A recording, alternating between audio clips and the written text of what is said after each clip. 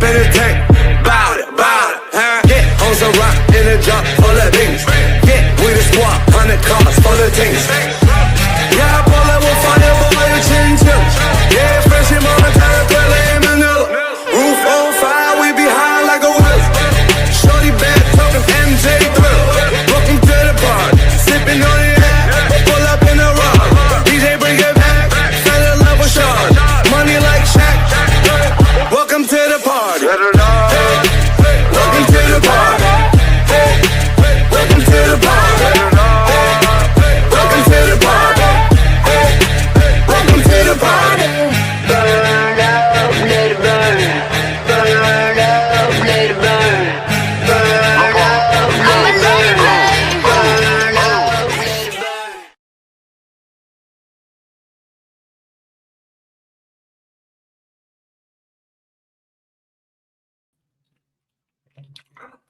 All right, folks, what's good with you? It is me, the artisan MC, fresh from 3 days of hell. Like, share, subscribe, support the stream if you feel so inclined. If you don't know where, that banner will tell you that. If I put the microphone to my mouth. So, this is the makeup stream. I will delete those other 2, 3 that I had to do the other day. If you've been around this channel for a while, which is at least a year, you know I have a regular job. YouTube is not my regular job. My regular job at times calls for me to work on call year round. It happens. Last week was one of those weekends I was covering for a coworker, which I said I wouldn't do, but he needed to help. So I covered his weekend. It turned out to be the weekend that we had our first heat spike here in Northern California. So what usually happens when you don't use your AC system in 6-9 months here, and it gets hot all of a sudden, happened. Everybody wanted to call in because they could not get the temperature as cold as they wanted it, which means there were a lot of calls for simple things that could have been remedied in the house if people would just take care of their residences. Like, I don't know, changing the filter if you have, animals in the house. More than 1, 3. Simple things. Those simple things. It's simple things that sucked up a lot of my time because my on-call was from Friday to Sunday or Friday till this Monday. So I was there busy for a while dealing with that crap. And that is what caused me to have to delay the stream hour for hour throughout the day, because every time I got close to being done with my work orders and could get to the time that I set on the stream, I got another one. And so I had to go and take care of that. So apologies. I say that to the people who understand, who've been here a while, they understand this happens sometimes. And when I have on-call streams, that's exactly what it means. I can be pulled away right in the middle of a stream. It's just what it is. It's the nature of the job. So I am not disappointed. Well, I am disappointed that the stream didn't go off without a hitch like I planned to, but I was a little disappointed to see some people had unsub because of that. I guess it only take one thing. So today is that makeup stream that I wanted to do, because I do one live stream, definitively one live stream a week. I'm committed to one live stream a week for myself. So if that is thrown off in some kind of way, it gives me, Christian, Chris Gray or Christian Wolf kind of issue that it is not complete. This thing is not done. And so I need to get it done for you guys. Not just for me. I could go and lay down and call it a day, but I take this pretty seriously. And I think it's important to have this little geek fellowship at least once a week, just to tap in with each other and see what's what and talk about the goings on in geekdom, because it's always changing, it's always moving, and things are always happening. So that's what I'm here to do. So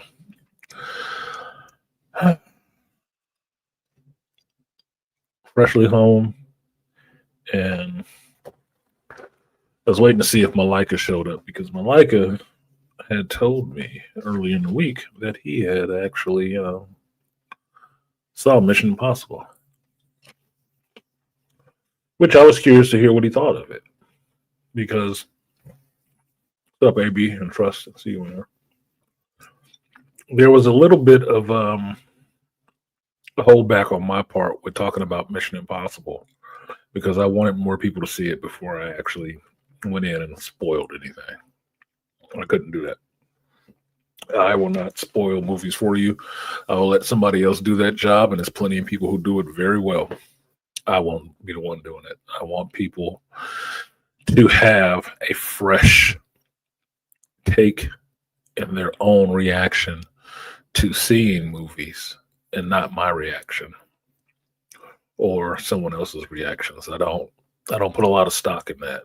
I do put a hell of a lot of stock in authenticity, and that is you having your own view, your own idea of what you saw. Even if it was the same thing I looked at, we might see it completely differently, because people are different.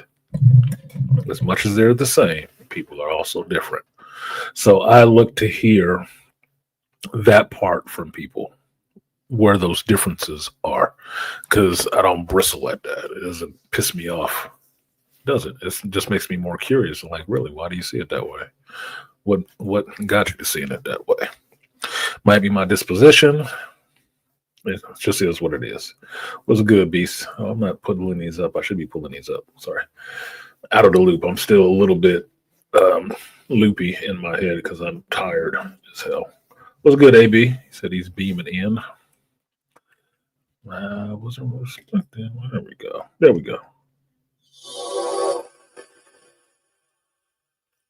Got the A Bizzle in here beaming in. And I see the Trust was good with your Trust. She waving. Hello, sister. She's good with you. I see UYP Studio. What's good, Studio? What's good is that I am finally home, and I know that work phone will not be ringing tonight. Thankfully, because last night was the last night. That pissed me off so much. I got that last call after coming home late, after 2 other days of that lateness. I got on 11 o'clock, and I'm not being crass. I'm just being to paint a picture for you guys. It's been hot. I've been sweaty. It's late. I just finished my last call at like 10. I drove that 45 minutes to an hour home. Got home, kicked off my shoes, got my clothes off with all kind of crap all over them. And I'm sitting on the throne on my phone, playing Pokemon Go on my phone while I'm sitting on the toilet, dropping a muck. Geeks know what I'm talking about. And that goddamn phone went off at midnight. And go back to the place I just left. I was pissed. I couldn't bend no more naked because I was about to get in the shower. Couldn't have been more naked. I was just about to get in the shower. What's good, Snake Man? I was just about to get in the shower. No bullshit. And that call came in. I got dressed, went out there, took care of that call, which took me all of 2 minutes, but they were pissy because I was so tired. I told the woman I would be there in 30 minutes, but I didn't mean to say 30 minutes because it takes me an hour. I was thinking of how fast I could possibly maybe get there at that time of night. But I'm tired. I'm sleepy. Different shit is coming out of my mouth. Got there, it was 2 minutes. Took the smoke detector down. That was just going off. And slept at work in my break room when I wanted to sleep in my bed. So, me being here today is why I'm happy because I'm home. I can have me a drink, relax my tired muscles, relax my mind, talk to you good people, and get the fuck out. Go to sleep. Just knock it out. So, look, it's graphic, but it is what it is. This is life. This is not, made up. I'm glad you're enjoying that, Trust. Glad you're enjoying that. I did find it funny. So, tonight, that phone will not ring, thankfully. They will not be looking for me for another. I hope I'm not on call someday this week. Oh, that'll piss me off. I have to check my schedule. Because I'm not interested in doing that again too soon. But financially, all those hours will be very lucrative for me. Despite the irritation. Got it. Oh no, I don't have any on-call days coming up. Good for a little while, I think. What up, Aaron? See you in here. So, we're going to talk about today. We got The Last of Us finale that I finally saw. Excuse me. And watched while I was at work on the weekend. The Mission Impossible. Beasley's in here. He finally saw Mission Impossible too. I'm curious to see what Beasley had to say. I think I'll drop this link right now because I don't want to bore you guys with me talking forever. I see people running in and out of here like this is grandma's house. They can't figure out if they want to stay or go. Fuck off. I can do a stream with 2 people. I don't give a shit. And then I can watch the numbers go up on the replay, which means you're going to watch anyway. Why don't you sit your ass down? Stop acting like a child. There's the link, Beast, if you want to come up and tell me what you thought of Mission Impossible. And I still didn't get it right about who had the name of the guy who had passed. Oh, Angerman's live. No wonder. I shouldn't even went live right now. Don't compete. Damn. It's good, Herb. It's good, Herbert Stay. All dizzy. Since Herb came up in here, I thought I would mention this. Herb. Guess what? There's a movie out there that costs $90 million to make. And it has passed the global box office. 300 something million. And you know who's not talking about that shit? What's good, Blood Boiler? B-Dubs in the building. How's that? Oh. Now I was just listening to somebody's review of Sinners because it just got released digitally. So I guess all the rest of the Caucasian folks feel comfortable doing a review now. So they're throwing their reviews out there for Sinners, which is not hurting the movie any.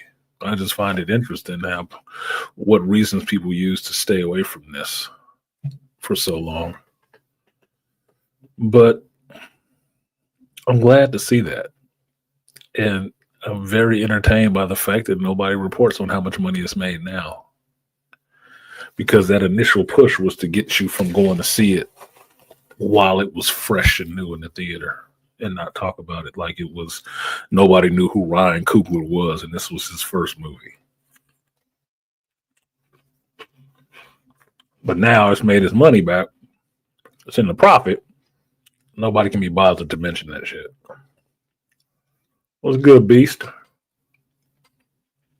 Oh, nothing much. Can you hear me? I can hear you. Alrighty.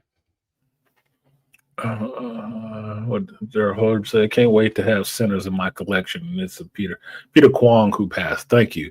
I kept saying, I kept thinking it was Quan Young. I don't know why I was thinking that, because it's the spelling of Kwong. That's what I was remembering. I was just spelling it wrong in my head. Yeah, Peter Kwong passed. If y'all don't know, I should have prepped this a little bit better. Like I told y'all before, this is jazz, not Memorex. So some of this stuff is not prepped ahead of time. You younger folks in here.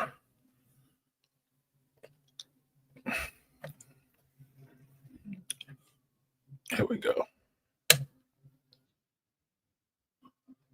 Who don't know the beauty of something like where Peter Kwong comes from. He's been in a lot of movies, but this is one of those movies that he's most known for.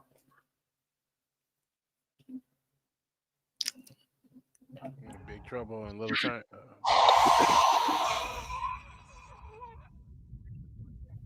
Who's that? There we go. This is Peter. This is Peter Kwong in one of his famous roles of Rain in Big Trouble in Little China.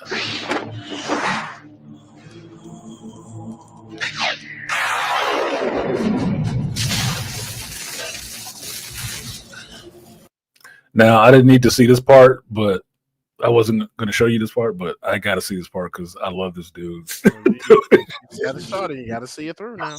I see it all three. Otto Raiden. Get it.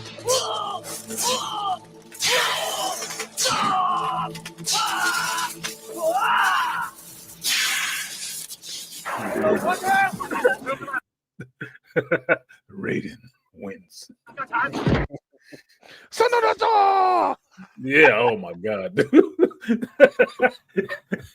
That's the now Mortal Kombat I am. Somebody need to recut that part of the movie and throw that shit in there from Raiden. I mean, Not that is across my the street character. tackling people. Yeah, that is my character from that game, from Mortal Kombat. I will whoop a mini ass with Raiden. Oh my god, Raiden has whooped many ass. It was fun when he was a playable character. It's like, hell yeah, play Raiden, thinking that's it. That's all you getting. Getting lightning every time. Atomize your ass. I will be buying Sinners also. I'll probably buy it. I haven't bought a Blu-ray in a while, but I would buy Sinners to own a copy of it. I haven't bought any Blu-rays in quite some time, just because. Excuse me. Y'all know I was telling you about my little journey of getting my own place again. I wasn't buying a lot of shit. I want to have to keep moving it. Mm-hmm. Now, you're kind of comfortable. So, I got Sinners right here on Fandango. It come out tomorrow. You can watch it on Fandango at home. Yeah, I'm a binge on that bitch. I'm gonna be watching it every week. I'm gonna be watching it more than I saw it in the theaters. I saw it 5 times in the theaters. 5 times, nigga, 5 times. I watched that movie 5 times in the theater. That's the same number of times that I watched Black Panther in the theaters. So Ryan Coogler guy, got love, got love, man. So, and I will buy the shit. Same way. I don't give a fuck what people say. Oh, wasn't that good? Shut the fuck up. You don't know what a good movie is. You the same ones who sitting there clapping for Thunderbolts. Dumbasses. Anyway. What Herb said, I can't tell you how many times I've tried to copy those moves when I first saw that movie. You and me both. Me and my brother. Herb has never met my brother. That's funny. Me and my brother was doing that shit in our rooms, dude. Straight up. this Big Trouble in Little China was one of me and my brother's favorite movies. It just was. That shit was badass. Love John Carpenter movies. Kurt Russell and shit like that. So yeah. And it was, in the Bay Area. So, I gotta love it. Anyway. So Beast, Mission Boy, Mission Nerd. How'd you like Mission Impossible? I thought it was pretty decent. Pretty decent. I will say this: it was more stunts than I expected, and it was a lot of enough to where I was like, "Holy shit!" Like, as can we talk spoilers, or are you still waiting for everybody? Oh yeah, no, the fucking movie's been out for what 2-3 weeks now. Yeah, you don't need a spoiler alert. I will say that damn submarine. Now, as someone who is fucking scared of deep water, I was freaking panicking for him. I was like, oh shit. I'm like, oh my God, bro, you in the bottom of the freaking ocean, in the Arctic Ocean at that, and your gear gets trapped and on the propeller, and it's rolling, and I'm like, oh my God, can we hurry up and get the hell up out of here? Get the box and go. Get the box and go. I'm panicking for you. I'm like, oh my God, hurry up and get out of this thing. Because I'm with people while they're like, what happened? What's wrong? I said, I want him to hurry up and get the fuck up out of this underwater tube that's rolling. Like, what's going on? I said, he didn't, because my aunt, she was watching it too, and she kind of missed, like, in parts. She was kind of catching it, and I was like, why? She's like, why is it moving? I said, because he just let a whole bunch of damn water into this freaking underwater sub, and it shifted the pressure. Because I knew what was going to happen. I was like, I knew what happened. You just opened that door. Oh, that fucked it up. Yep. You messed with the balance, boy. Yeah. I heard a reviewer talking about it. Said it was stupid. Why did the sub start rolling? I'm like, you are dumb as fuck. I'm not listening to you. You don't understand a change in pressure? Oh my goodness. And then I had to explain. I said, oh shit, he gonna catch the bends. And like everybody was like, what's the bends? I said, oh my God, I gotta explain this to you too. I was like, when you when you go down to the sea floor and come back up too fast, your heart could explode, or your internal organs, or you'll catch the bends. If that don't happen, where you all dizzy, the gases that build up in your body. Yeah, the pressure. All the pressure of the water on top of you, and then the gases that build up in your body from being down at your pressure. If you come up too quick and don't equalize, it's like getting that popping in your ears, but bends are much worse. They can kill you. Same shit, because it's happening throughout your whole body, blood and everything. Now, you talked about that scene. That was the scene I enjoyed, but I had the biggest problem with. Like, that movie should have been over after that scene. That should have been ended that fucking movie. Oh, yeah. And Ethan Hunt, he should have died. He should have died. That was it. That was it for me. That was the point in the movie where they stretched my suspension of disbelief too far that it just actually broke. It's like, no, he's fucking dead. Yeah, he's dead.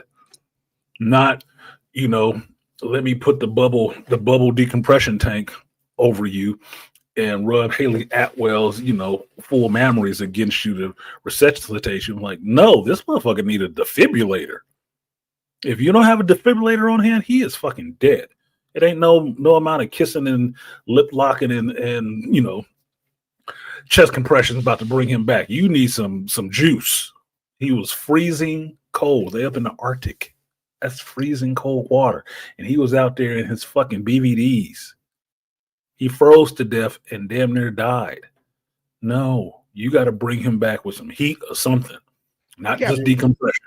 It's going to take it's going to take like a day or two to come back to normal. I was like, well, that was the thing, that they set it up early, the MacGuffin of that portable decompression thing, that it would do it quicker, and that the gas mixture he was breathing would prevent him from having the bends as bad. Yeah, it can still be bad, but it wouldn't be. He can bounce back from it quicker. So they already set that up. Those two things, like, okay, but no. He froze to death in the water and floated without oxygen to the top. And how far was he? heat him up. Not to mention how far down was he? He was 500 plus feet down. And I was like, he would have died. I'm sitting as they kept cutting. I'm like, he should have died way sooner than that. Because even with all of the CIA and military training in the world, you're not surviving that swim. I said, not No, without. I said, he's dead. Yeah, you're not surviving that swim. He was too far down to swim up that fast. Now I played it on here before. I watch freediver videos, right? Because the same thing with you, me being in really deep water, that fear of drowning always comes in, right? I have a little bit of asthma, so breathing is always a thing with me, right? Mm-hmm. Love the water, like the ocean, but really deep water, that's a phobia that goes way back, right? Still ain't completely beat that one. Nope. So being down that deep is always like you were talking about. It's like panicky. Like we need to hurry up and get the fuck out of here, right? It's time to go. I will watch movies and be like, okay. I told y'all when I went to the Sphere. Like Avatar. Yeah, when I went to the Sphere, big screen or whatever. At one point in that screen, watching that movie there at the Sphere in Vegas, you're underwater. I had to catch that shit. Looked so real. I caught myself trying to catch my breath. Like, oh shit, I thought I was drowning for a minute. I'm serious. That shit was whatever. I forgot what it was, 300 something K or whatever. That's too real, too immersive. I thought I was underwater drowning for real. So him being down there that far down, all that water on top of him, because the pressure is the water that's on top of your body. Okay, he down there just butt ass naked. No, I haven't seen freedivers down that deep. I can't even think of what the record is for freediving, which is you take one breath and you go down and then you come back up. They still need, rescue divers positioned on their way up. Fuck no, he was dead, dude. That movie was over. I'm watching the thing. I'm enjoying the movie, but he dead as fuck. This is over. This is it. Haley Atwell is the angel that he sees to come and get his soul. It's done. The movie's over. No, he got up and ran some more after that. I'm like, what the? Okay, bro. Okay, it's a movie. I'm fucking with you, Tom. I fucks with you. But look, and then that was another thing that was killing me. Him running every goddamn where. I'm like, yo, that's fam, his thing. I'm not worried about that shit. I know, but I was like, look, I know that's your thing, but it's like, fam, you not getting that nowhere that damn fast. You get the villain is outrunning. Hey, they trains and automobiles. I don't know about you. I've heard those jokes. I don't know about you, but goddamn it, I am not 63 years old. I'm not 5 whatever like Tom Cruise. I don't run that fast now. I would not be able to run that fast. Not as fast as he was running on camera. That's him doing that shit. Mm-hmm. That's what he's known for. That motherfucker is in great goddamn shape. Because I couldn't have did a scene like that. No, it would have been a mess. I would have to take off the next day. So let that man chop his win. It's okay. Yeah, I know. Look, it's only what 2 to 3 people that you always want to see that running is their thing that they do in movies. It's like Wesley got motorcycles. He'll ride a motorcycle, right? And some shit. Some other people always have their little thing. Tom Cruise runs and does his own stunts. Will Smith will run. That's his thing. He loved doing that shit. He'll run. Every actor has their own thing. If they become big enough, Denzel got his little quirks. So let Tom run. You want to fucking run? Run. I don't give a shit. Because trust me, when I saw the original Mission Impossible movie and he was running from that restaurant fish tank exploding, and then he saw, he really did that shit. It's like, that motherfucker be moving. And I remember sitting in the theater watching it when he was running out of there and how much water he was kicking up. I said, boy, he has always been an athlete since way back. Doing backflips and all this goofy shit he used to do in the outsiders and taps. He's always been an athlete. He's always been athletic. So let Tom do his running, man. I don't give a fuck about that. If he was in the movie not running, I'd be pissed off. Like, I know, right? Oh, I can't get that. Look, I knew he was a different animal when Jeremy Renner said when he was in the movies with him, he said, "Yeah, we did." He said Tom has made up his own sets of workout to do his own stunts because Jeremy Renner said, "Yeah, I thought we were gonna go work out because he wanted me to train with him for the Impossible movie." He said, "No, we're not gonna do that." He said, "Look, we trying to do our own stunts. We gotta train differently." He said Tom has his own set of workouts that he done made up just to do these whole stunts. He was like, he said, which helped him better for the Hawkeye role in the Avengers movie. He said I translated over to my stunts in the Hawkeye. That's how I was able to do my own stunts when I was doing the Avengers movies. I was like, well, shit. Look, you have to remember too. Like, I've been watching movies for a long time. I remember when you could see the cuts in movies where they switched to the stunt double to take a punch or a fall or some shit like that. You kind of wrote it off as that's the movie. That's what happens in movies. You know what happens. But I really appreciate those rare souls, those rare actors who can do their own fucking stunts. Mm-hmm. Part of my love for Wesley Snipes is because he can do his own stunts. Because Blade wouldn't have worked if he was constantly had to cut to somebody else. And even though you know his stunt double, Wes, is in some shit, it don't matter. Wes is still in there most of the time on camera. I appreciate actors like that.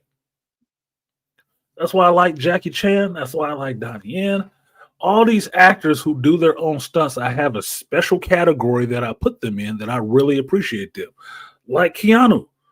Well, fuck, I told you, he probably the most dangerous man in Hollywood right now. All the shit he ain't learned and can do, like, he old too. But I still wouldn't fuck with the Baba Yaga, Neo. Neo, the Baba Yaga, with the savior and the boogeyman. No, dude, no.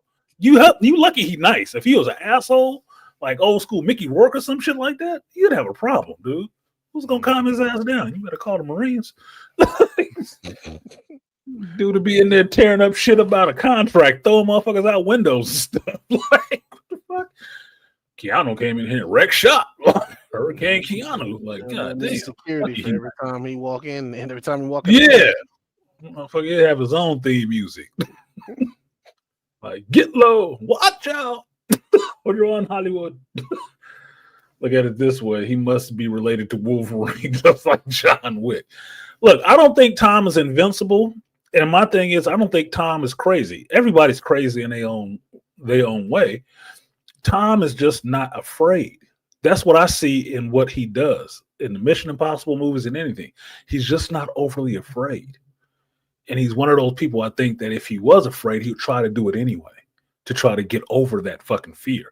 That's why he'll put his ass in situations like that, because I was talking to, I think it was Malika Black Bane, and telling him that I don't think Tom is crazy for the simple fact he uses his safety equipment. So he's not fucking crazy. He's not some asshole that I'm watching on Instagram free climbing a building on the outside with nothing. Like, what the fuck is wrong with you? No, I'm just going to free climb this skyscraper. For what? And you're filming? You need to pick a job. You either want to climb or you want to photograph. You just be doing both. But it's your life, man. Throw it away the way you want to. Tom is not up there doing that shit. Everything has a bunch of safety people all over the place. He's trained for this shit. He's researched it. He done all this prep stuff. And then he's out there doing it. It's like, well, it's probably the safest you can be doing this shit. It ain't like he just said, no, just take the plane up. I'll just hang on. No, he got a cable and some other shit all over. Okay, so he couldn't get off. Couldn't fall off if he wanted to. So get the shot. Roll the camera. We're just going to be here. What up, JT? He said Tom feeds on the blood of virgins. He's in South Park. Look, he still is a Scientologist. I don't know what the fuck he feed on, but regardless, he can put out some good movies. I respect his dedication to his craft. That is to be admired. They keep trying to find ways to slander his ass and still bringing up that dumb shit he did on Oprah all them years ago for Katie Holmes. I like black dick now ass. Who cares? That is too long ago to even matter. He ain't with that bitch. And she ain't with him. Anybody that she got to after him. So it don't matter. What up, Dr. Rosie? Was good with you. So I don't give a shit. But at least in the Mission Impossible, I thought the character should have been dead in that water. Just saying. I thought he was gonna die several times in that freaking movie. I think that's why people keep watching. They keep thinking he's gonna bite it on set or something. Like you'd never see that movie then, I don't think. Nah. And depending on how much money this movie make will be the determining factor on if you see another one. I don't want to see another one. I'm really liking the idea or warming to the idea of do not let them keep making sequels and stuff that's really good. I'm not saying this movie was really good, but it was all right. You can watch it and be entertained, but it wasn't awesome. But let it in there. Like I said before, let it in there and pick it up in 15 years with somebody new. Yeah. Go ahead. If they do a series, he should be at this point in a more mentor passing the role off role to where you get a new that's what's that. Not a Ethan Hunt, but you should see him like the same way you saw him in Top Gun, where he's training the next generation of IMF agents. And so that's where they should go. If they're going to bring him back, it should only be in a mentor-esque type role. Maybe include him a little bit because you want to see that character. Maybe he get caught or trapped in a mission or something like that, and this is the situation he can't get out of. And everybody's like, "Damn, Ethan Hunt can't get out of this situation," and the protege is coming. You got to come save him, and then it's like, okay, now, so that's how they earn their stripes. But I mean, that's my solution. Yeah.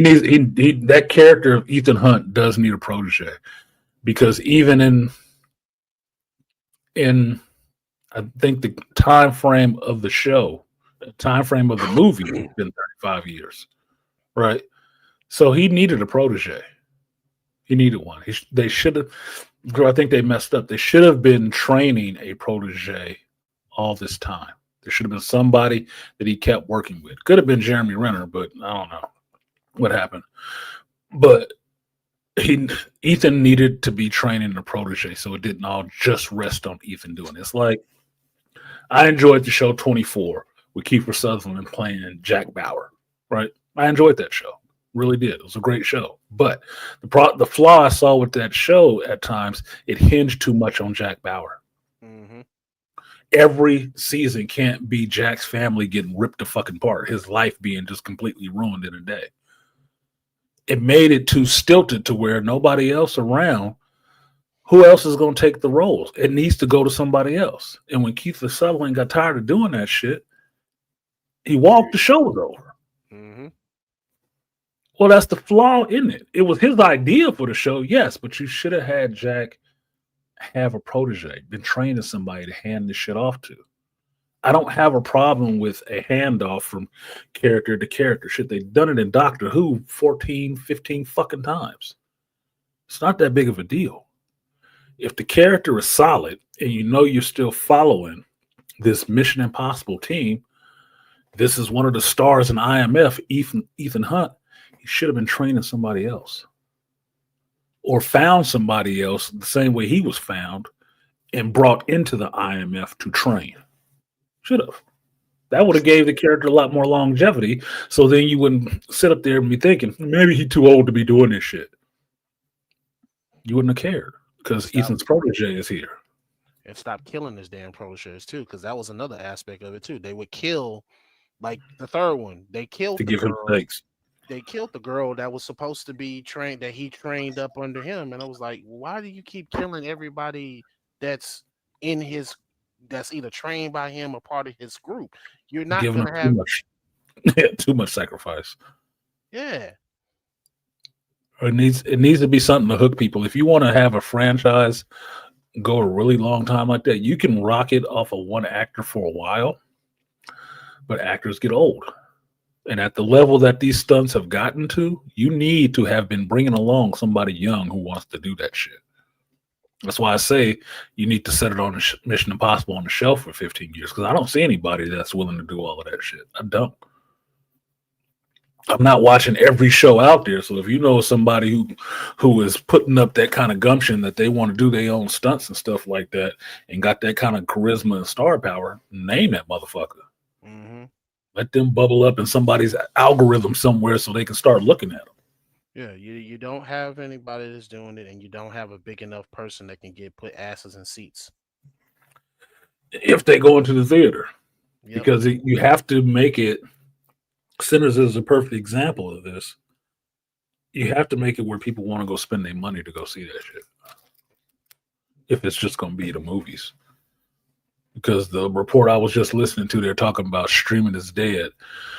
And I'm like, or streaming on Disney Plus is dead. Especially after Ahsoka. I'm like, shit is dead. It's kind of dead before Ahsoka. Nobody's looking for that shit. Only people looking for that is your Clone Wars babies. Yep. I don't give a fuck about Ahsoka. I'll watch it because it's part of my damn job. And I'm curious and I want to know what's going into my universe all the time, no matter how much it fucking sucks and hurts. I still watch. Glutton for Punishment, Clockwork Orange, make your own parallels. But I'm not looking forward to that shit, I can tell you that much. So if it ends on 2 seasons, it should end on 2 seasons. I don't want to see shit else from Dave personally. Appreciate you, Rosie. Dropping 50, making all of y'all look shame. That was Dr. Rosie. She ain't put a message. She just said, and I anoint you, sir. Thank you. Appreciate that, Rosie. I will give you, for supporting the stream, I will give you, you might not want that one. I'll do that one now since I'm talking Star Wars at the moment. Power of one, the power of two, the power of many. The power of one, the power of two, the power of many. My goldfish. 23. Got my goldfish. God damn it. You know how hot it's been when you just want something salty. It's been so damn hot. Mm-hmm. Rosie said, really that one? Okay, yeah, I thought it was a little much when I saw, this chick scissor. I said, she might not be into that shit. Might not be as humorous. But since I'll give you the other one. How about this? I'll give you the red band. Oh, yo, I'm doing all right. Yes, sir. I get an attitude when my money ain't right. The team don't want to see me rich. I bet they all back down when they hear the click. Oh, yo, Feel better? Never say I don't care. Like, better. PhD privilege.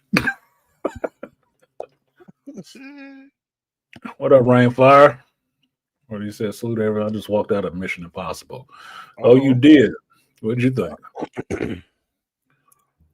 And y'all getting spoiled if you didn't see the shit. If you didn't see it, you didn't want to, so it don't matter now. It's been a few weeks. Mm-hmm. You can talk as free as you want to because it won't matter. I'm still interested to see people say, I just saw Sinners at the theater. It's like, motherfucker, really? What was keeping you away? The line? It is June.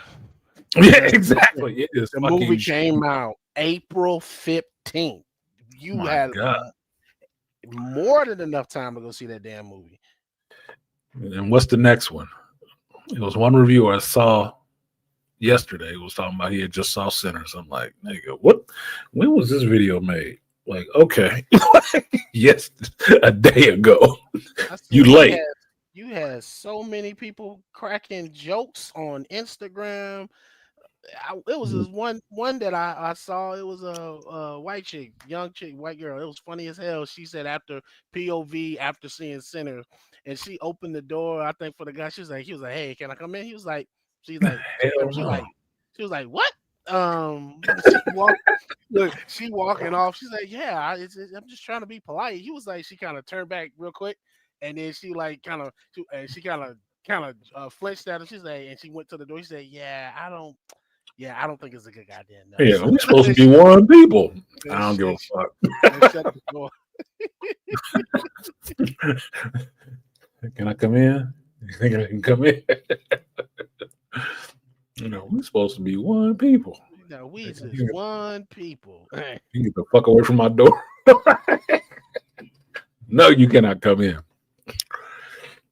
So the other part that got me with Mission Impossible, well, the part that I really enjoyed in Mission Impossible was one I didn't hear many people mention, but I really enjoyed the cameo of Dunlow showing up. That was awesome. That was an awesome fucking callback. To call back all the way to the first movie with the CIA break-in. I love that.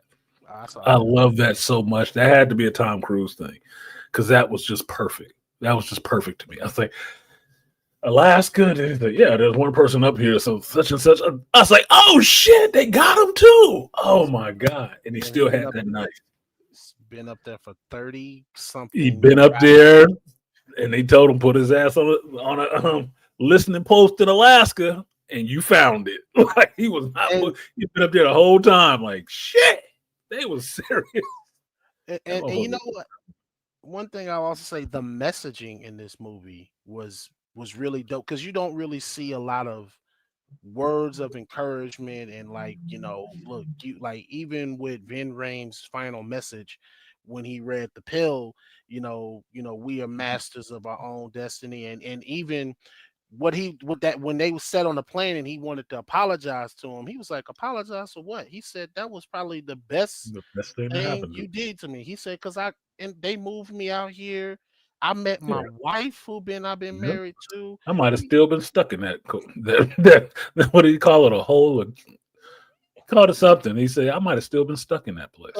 Thinking I was living the dream. And he said, so no, I want to say thank you for breaking into that. That was awesome. That was an awesome part of that. He wasn't bitter at his ass for that shit either. He was helpful and he was knowledgeable. I'm like, that's Tom Cruise. That got to be Tom Cruise doing. That's the same kind of thinking that went into having Val Kilmer show up in Top Gun. Yep. Top Gun Maverick and having a message for him and shit. I'm like, and that shows appreciation to the fans who've been rocking with you since the beginning. That you remember something like that small, because that could have went to anybody. You could have had that role. Oh, we got a listing post up here in Alaska. We could do such and such. But somebody had to think like, hey, get the guy from the first movie. Make that the listening post. Make that the guy manning that listening post. Oh, that'd be great. Yeah. That was as good as watching Top Gun Maverick and finding out that the chick that was in it, Jennifer Connelly, was the Judy Benjamin chick. I'm like, get the fuck out of here. That was the Admiral's daughter. It's like, oh my God, that made me feel so good watching Top Gun Maverick. I said, this is her. We've heard about her in the first movie. And now you meet her. And that's who she is. I was like, that is perfect. It was the same kind of callback. That if you pay attention to movies and you're not just sitting there for the explosions and the special effects and the action, and you listen to dialogue and shit like that, you heard about this character. You've only heard about her. Goose talked about her. And then Goose's wife talked about her. Then you actually get to meet her. In Mission Impossible, you saw that first movie. That you saw what they did to that dude. Spiking his coffee, sending him to the bathroom. Fucked up his whole world. Yeah. Fucked up his whole world. But then you see him now in this movie, he Gucci. He happy he wasn't there. He not bitter at all. Thank you. I'm like, holy shit. That's what happened to this dude. That was awesome. That was an awesome fan moment for me. And that's what I see, especially in his later years, what Tom Cruise tries to put into those movies. And I appreciate creators and actors who actually think about the fans in that way. They want to reward you for fucking with them for so long, for rocking with them so long, supporting the projects that they do, because it's not a given. Mm-hmm. Like, I'm listening to these people talking about this Fantastic Four bullshit and how it's going to be woke and all the rest of this shit. Is that fan appreciation? Or if it's fan, we're going to stuff this down your throat till you get it. I thought you got it. That shit ain't working. Nope. That shit ain't working. Shout out to Studio. He said, I'm not balling like Dr. Rose. At least you put the doctor on it, man. She ain't got to correct you on that shit.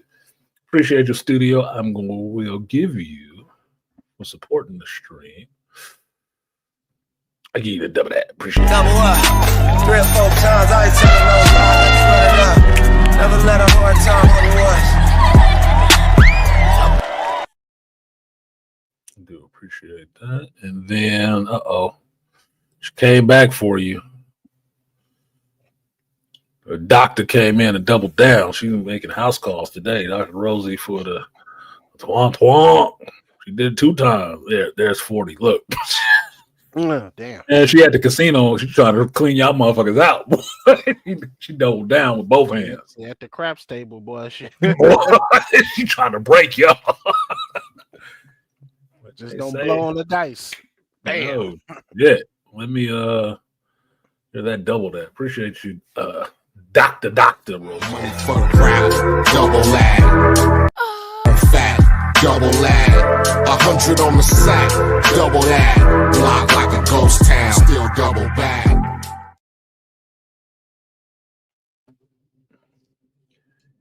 YouTube, I appreciate your sacrifice. Mm-hmm. And shout out to Rainfire, not wanting to be left out. Scrolling too fast. Sorry. So I actually did a double feature of Karate Kid and M1 today. Adrenaline up to 11. He gonna be chopping wind and punching people in the face as he go by, right? There we go. Says not from me, it's from Rainfire. Okay. Appreciate you, Rainfire. I will give you. I ain't trying to work them all in there. I'll give you the red man. Oh, yo, I'm doing all right. Yes, sir. I get an attitude when my money ain't right. The team don't want to see me rich. I bet they all back down when they hear the click. Oh, yo. Dr. Rosie, I appreciate that, Paula. It's not from me, it's from Rainfire. She covered you, she sponsored you. Dr. Rosie got the money and the gun at the bottom of the stage tonight. Yeah, they said they put some new thing on show comments. Oh, it's a switch now. There it goes. Let's see if that works. They put some new features on StreamYard, so apparently it's supposed to keep track of who like comments and stuff like that the most in the chat. It's supposed to have a leaderboard thing that's popping up on there. Yeah, the what is it? Like it's like a top chatter. Yeah. You get like 25 XP. Yeah. I think that, well, I know he said he got the idea from some Twitch streamers, but I think Angry Man for that shit. Mm-hmm. Thank you, local Angry. Okay. So I enjoyed that part of Dunlop being in that movie. I was concerned. I didn't find out if something was really wrong with Ving Rhames. Is he really sick or something like that? I was too. Yeah, or that was just a way to get the character out of there. Because I don't think he's that damn old. Could be. I'm not sure. But I hadn't looked into it yet. Because as much as I talked about Mission Impossible, I still haven't done my review on it. I'm not saying I'm burnt out on reviews, but there's a line from Color of Money that Tom Cruise says. It's like, even if it's for bangers, everybody's doing it. Everybody's doing it. Yeah. Nothing special now. It don't look like he's sick, but so I don't think so. But yeah. Otherwise, big neck up. Also another to call back with Briggs being the son of Phelps. Yeah, that was was kind of cool, but it was kind of like it was. I said they must have threw that shit in there. Yeah, they did. I was like, well, I was struggling to remember this dude from the last movie. Like, what the fuck was his big issue anyway? It's like, did I see him in Fallout? I was like, I must have not paid more attention to Fallout. I gotta watch Fallout again. I did too. I was like, I should have probably rewatched for all Dead Reckoning and then go watch Final Reckoning too. Yeah, look, I hadn't seen Final. Uh, you should have watched Dead Reckoning again, which would have been cool. So you go into this one, caught up. But I have to remember that all of these things were together, like I do. I watched them in order, but I didn't have a clear recollection of Fallout, and I didn't have a clear recollection of Ghost Protocol because I remember somewhere in those movies they did some crazy shit where it was like you were back in time seeing him with a woman or something like that. I'm like, what the? I can't remember what the hell was going on there. So I got to go watch those again. I know I own most of them, so I just have to watch them again. So I get the story straight in my head. So that little beat with dude being Phelps' son, it's like, okay, I guess it's possible.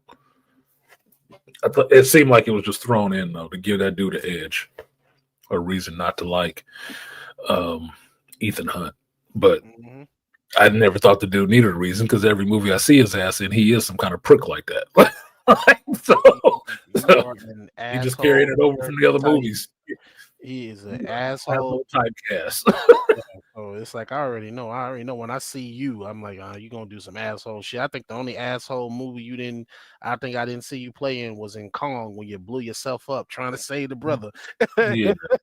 You need to play some comedies or something like that so people forget that shit. It's like the dude who played Littlefinger in Game of Thrones. No matter what I see him in, I know he the bad guy. He show up, that's the bad guy. How you know? That's fucking Littlefinger, dude. He played the same damn villain in every. He's typecast. He always the bad guy. He has not been in a role yet where he can be the good guy. And he's always the rat bastard villain. Rat bastard, traitorous motherfucker. You just know, like, shoot him now. Shoot him now. He gonna turn on you. He up to something. Like, what's he? Yeah, I don't know what it is, but make sure you know he is up to something. Rainfire said Baby Boy was a long time ago.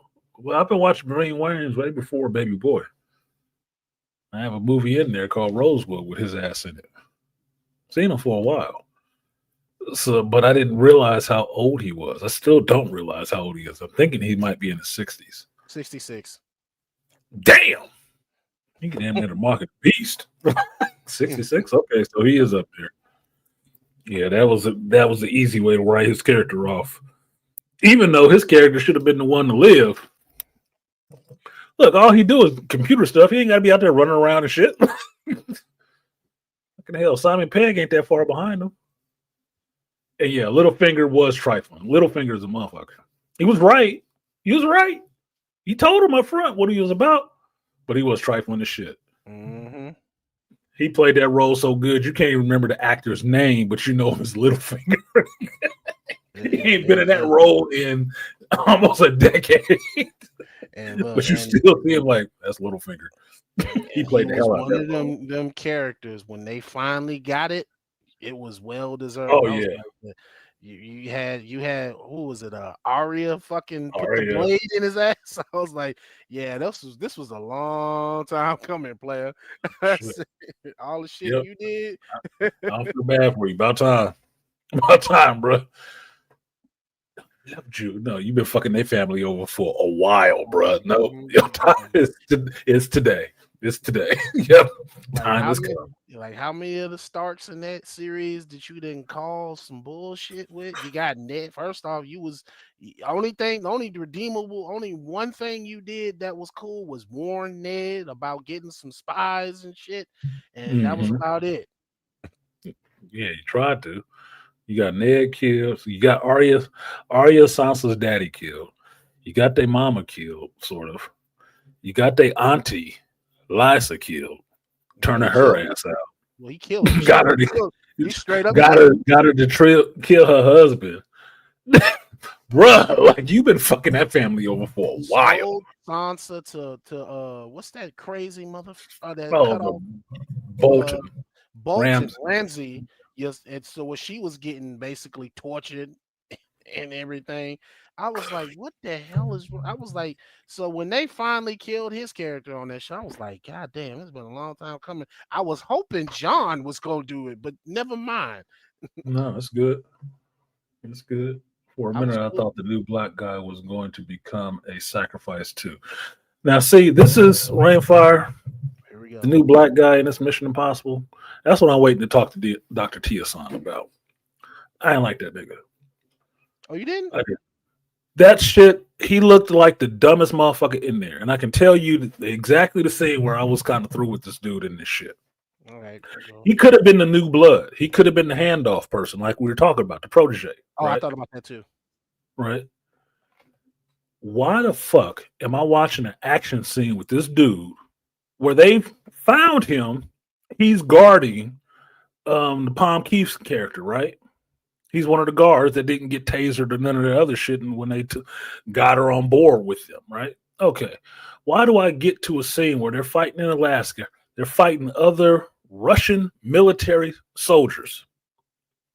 Why is this dude, this 6 foot tall black dude, struggling with one white boy, and then this little 100-pound Asian Danish chick sitting there kicking the shit out of 3 of them? Mantis. Are you fucking kidding me? I was pissed. I saw that too. I was like pissed in the movies. Beast. I'm looking at my mother. I was like, this is believable. The black dude can't handle this one white boy, but this little Asian chick can handle 3 green grown men. Man, get the fuck out of here with that. That was pissing me off. I was pissed. And after that, they kept having them in them dumbass roles, looking like the dumb motherfucker that gotta ask stupid questions. I'm like, yeah, I was like that too because I was and you know me, you know my background. I said, sir, I know you have some type of martial arts and self-defense training. You work for the government. You are going to be able to at least dismantle that one motherfucker. You shouldn't be damn near. She shouldn't have to, and she had to save him essentially. Yeah, that's the other part of that. She had to make the other dude shoot just to get him off of him. I was like, well, here's the thing that I think is missed on most people. Unless it's like FBI and stuff like that, which I understand will hire out of college, CIA and shit like that, they usually hire from the military. Yep. So you've already been trained. You're already a trained soldier. You might have had some time in the field. Then they bring you into this organization, one of these alphabet groups, to start, do their training and do their work. If you didn't already apply to them yourself. That dude should have been hella skilled. Should have been very fucking skilled. Very skilled. He wasn't an accountant with a gun, which is the FBI. No, he was working with the CIA. He should have been overly fucking skilled. The fact that they had his ass in there looking just as goofy as John Favreau fighting one dude for 10 minutes while Black Widow and Iron Man 2 was kicking the shit out of a whole tactical team was bullshit. Yeah. And it wasn't a Marvel movie. And I'm just like, what in the fuck, dude? Oh, hell no. So the brother got to get his ass kicked? I'm like, what the fuck is this? What the fuck? I was pissed. I'm serious. I was pissed. I've been sitting on this shit since I saw the movie. That shit pissed me off. Yeah, they had that nigga in there looking dumb as fuck. Yeah, he's going to have like military training and the CIA training. So he's going to be he's not going to be a pushover. Like I know guys who have worked with them and have worked for alphabet agencies. They're going to be decently trained.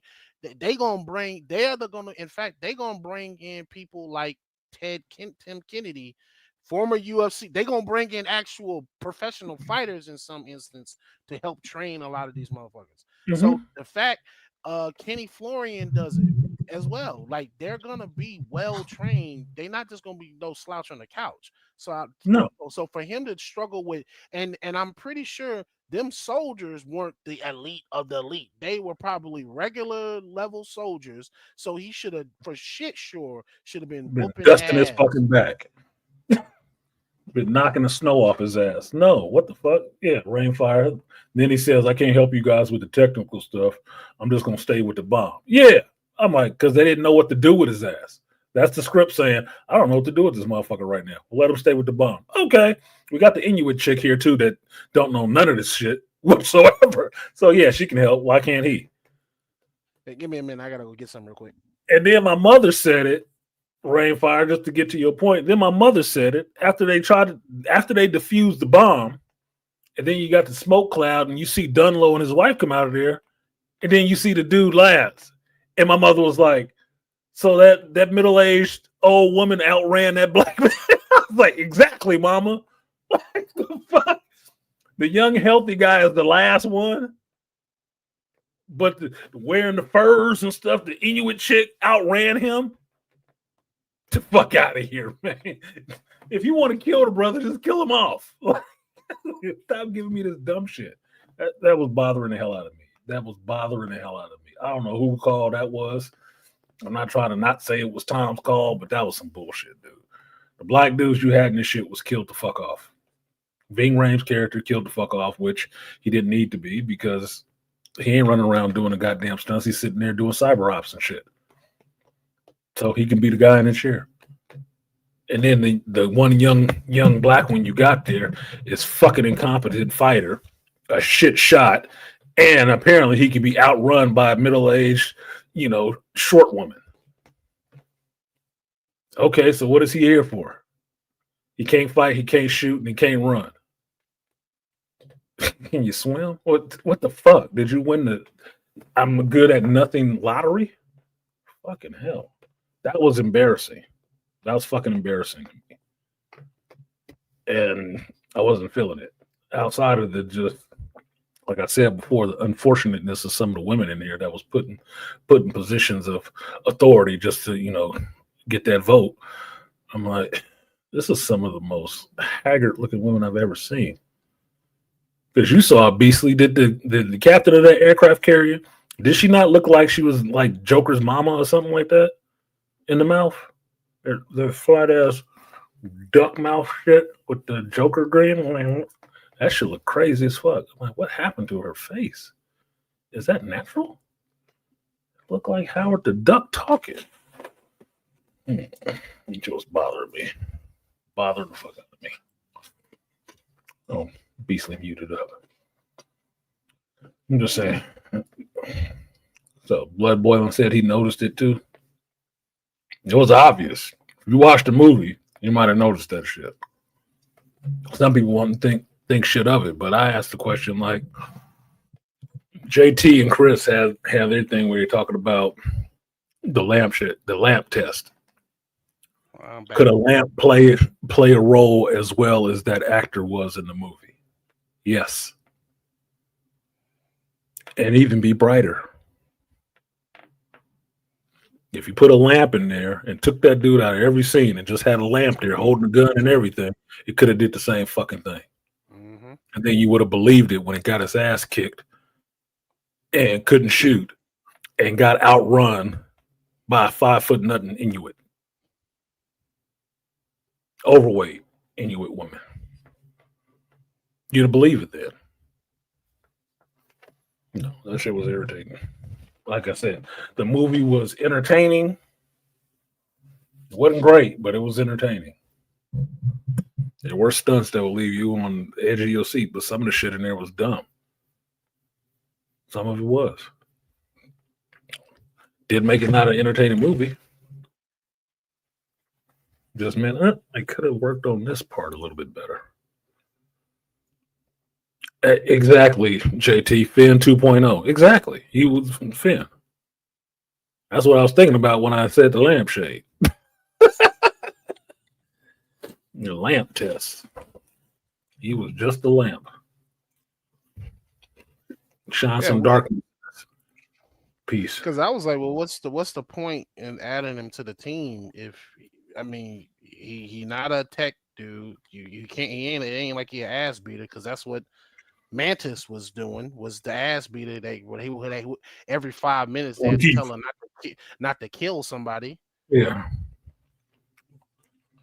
Like what was he doing? Even Haley Atwell was the goddamn pickpocket. Pickpocket. What was his skill set? I'm here. Like I said, that's what it's like. What the point was he there for? Can't fight, can't shoot, can't run. What's your skill set? Because everybody else here has a skill set that they good at. Even fucking Dunlow, who just showed up at the midpoint in the fucking movie, got some skill sets. Mm-hmm. Your ass been here since damn near the beginning. And you're good for what? You're good at what? Nothing. They ain't get motherfucking nothing to do.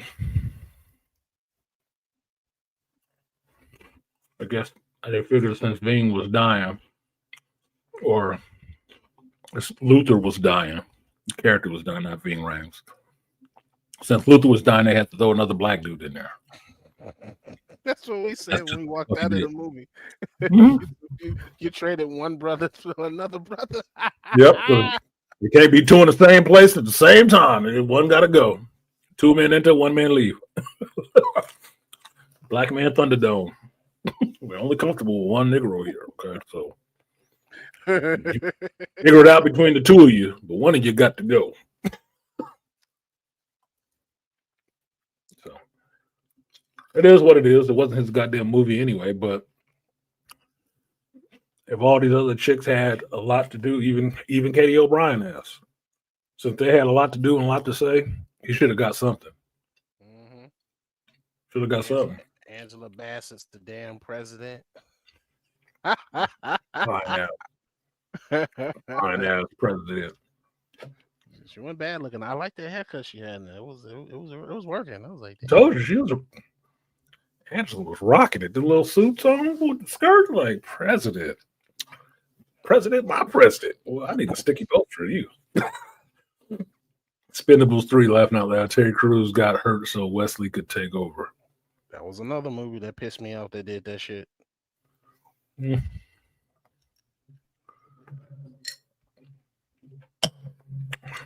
Two man enter, 1 man leave.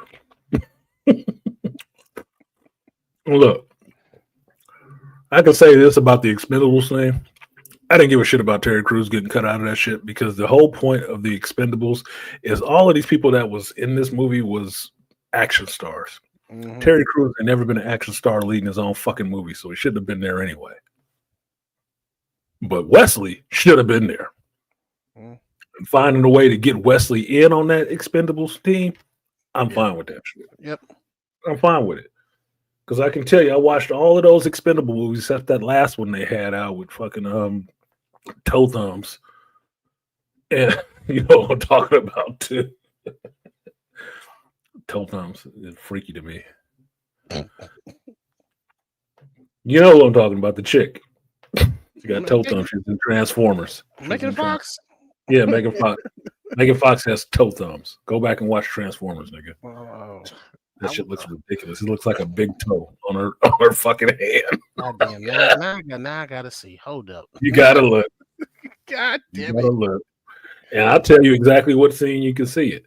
Go to the end of Transformers when she's in the pickup truck. I mean, in the tow truck. She's sitting there and she like crying on the wheel and she's holding the wheel. You'll see her fucking thumb and be like, "Ah, it's a big toe." It's a big toe. Oh shit! I see it, and I ain't even on that scene, bro. It's in the second one where she's holding the wall where they in Egypt, and you can see it clear. God damn, you're right. That too.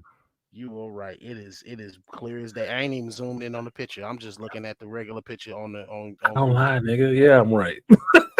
I said that shit. So yeah, I didn't watch that one. I've watched all the other ones except for that. I watched that one. And I'm telling you, I got the biggest warm spot in my chest from my 80s, 90s youth watching Arnold Schwarzenegger, Sylvester Stallone, Bruce Willis, and Chuck Norris on the screen together, throwing bullets at motherfuckers. Oh my God, I was in heaven. It's like it's all my favorites. They all showed up together. I'm loving this shit. Even Jean-Claude was in that shit. I'm like, damn, as the villain. Only ones we didn't get in there was we didn't get Seagal and we didn't get Carl Weathers. That was the only two. And that was the only two. Wesley was a good stand-in for Carl. Carl would have been classic in that shit. Carl would have been classic in there. Seagal, they don't all get along with Seagal. Yeah, especially Van Damme. They don't get along, as far as I remember. So I'm not surprised he wasn't showing up in that shit. But all the rest of them, These big, people who headed big movies that you don't look through the 80s and 90s and not see Blockbuster and they face on the poster for a movie. Yes, that was it. All them inside jabs. Oh no, give it to my friend. He loves playing around in the jungle. That's all jabs at each other, man. That shit, that expendable stuff from the first movie was so much fun to me. I was like, yeah, I'm down for another one. This has been too much fun. And another one that I would have liked to see when they said this person was possibly going to be in it, people, the one female expendable, Sigourney Weaver, that would have probably been that would have been cool. That would have been cool to me because Well, I as an not the alien, one. She would have been one of two because you need Sigourney Weaver. Well, I would say Linda Hamilton, Terminator. Oh yeah. Come on, man. You need Sarah Connor. If you look, you gotta have Sarah Connor in there. Sarah Connor came back too much of a beast in the second movie. Yeah. Too much of a beast in the second movie. That shit solidified her from that day forward. Like, look, I don't care what team you got of women action stars. You better put Sarah Connor on that list. Yeah, Linda Hamilton, with the high pony and the military cap and the AR. I need that one. She could have played somebody like some little officer in the military that was running shit somewhere. That would I wouldn't have tripped that much. Dude, if you had that version of Sarah Connor on a video game and made her unlockable, motherfuckers would pay for that shit. If she was a character in Mortal Kombat, which they kind of I was just trying to Sonya bladed her ass. I'd be playing the hell out of her ass. I'd be Sarah Connor. I don't have no problem. Yeah. Oh yeah. Yep. Rainfire. I talked about that with Black Bane before. And Cynthia Rothrock should have got some time. I was going to say that too. Cynthia Rothrock should have got some time in that because she's still in good shape. She was still in good shape. That would have been awesome too. She came in there kicking people's ass like, Cynthia Rock. You know what? And they could have probably got away with Michelle Yeoh too. Possibly, they could have. They had Jet Li in the shit already, so she could have came in there and kicked his ass. Don't say that, bro. That would have started a lot of this shit. That started some shit. China would have been, as a nation, would have been mad. They're like, Seagal would have to lose weight first. Man, leave Seagal alone. Look, I always give Steve some credit because he bagged Kelly LeBrock, man. I spent my 80s wanting to bone Kelly LeBrock. That motherfucker was doing it with his goofy running ass. And Seagal's guy, man. I love Steven Seagal. People don't understand. He is legit. I'm tired of people talking shit about he is legit. Now that bullshit. He does. He's as legit. Put it this way: he's as legit as Jeff Speakman. Mm-hmm. Jeff Speakman has his style that he uses, which is not the conventional style that you see people using all the time on movies. It's not, but I like it. Yep. I like that Kimbo style. Steven Seagal does what is it? Aikido. It's not supposed to look flashy and shit, motherfucker. It's not. You can believe it, not believe it. Let him fuck around with him and find out. Yeah, he was the only American to run an actual Japanese school and be recognized by Japan, which is something real rare because they don't. When it comes being in the martial arts world, they do not let anybody that ain't Japanese male into the upper echelons of any of their martial arts museums and recognition. They have their own separate thing just for that. They won't even one of the guys that I know that he runs down here by a sport karate museum. He has the granddaughter of the guy that founded judo. He has his granddaughter's gi in the sport karate museum because when they tried to put it in the museum in Japan for judo, they wouldn't let her because she was a woman. And so they said they was going to put it in the museum for everybody else's, but they was like, well, this is the granddaughter or the great granddaughter of the guy who founded judo. Why are we? So it's here in Texas in the Sport Karate Museum. So I tell people, that's why I say, so for Seagal to get that level of recognition and people clown him, I said, bro, y'all need to actually do your research on Steven Seagal. He ain't fake. I've never clowned them because I never got into that whole thing about who was better. Yeah. I recognize that all of these dudes had different fighting styles. Yep. There's pluses and minuses to any of them. Now, my buddy Joe Herb is still in here. My buddy Ron, he did Aikido. That motherfucker didn't even have the use of his fucking legs. But as strong as his ass was, you did not want him to grab you. Mm-hmm. Herb knows because Herb trained with him. He was a tough dude to be on the mat with. Tough. And the motherfucker didn't have the use of his legs. He'd fuck you up. He'd fuck you up. It don't take much to put you in a hold or a lock. Not much to put you in a hold or a lock and have your ass spin in circles somewhere. You getting yoked up. No. Don't doubt it just because it don't look fancy the way Kung Fu Theater and Karate Kid movies. No, kicks and punches. Style. Yeah, kicks and punches. That's what you used to, kicks and punches. I'm like, all right. You every style is different. Every style has its pluses. Every style has its minuses. Some look better on film than other ones. You wouldn't want to watch a movie with all judo fight unless you want to see motherfuckers getting grabbed by the shirts and thrown over shit. Mm-hmm. It would look like an old school Western and some shit. It may not be flashy on screen. You don't get a bunch of jumping high and spinning back kicks and shit like that, but it's effective. Gracie style of jiu-jitsu wouldn't probably look good on screen either, unless you mixed it up like John Wick does with some other shit like shooting guns and kicking people. Guns and but knives. It grabs and throws and rolling on the floor, and you're like, what the fuck is he doing? Oh shit, he just killed that nigga. Okay, now I saw what he was doing. Do a lot of rolling around on his back in a suit. But you buy it because they mixed in some other exciting shit. Mm-hmm.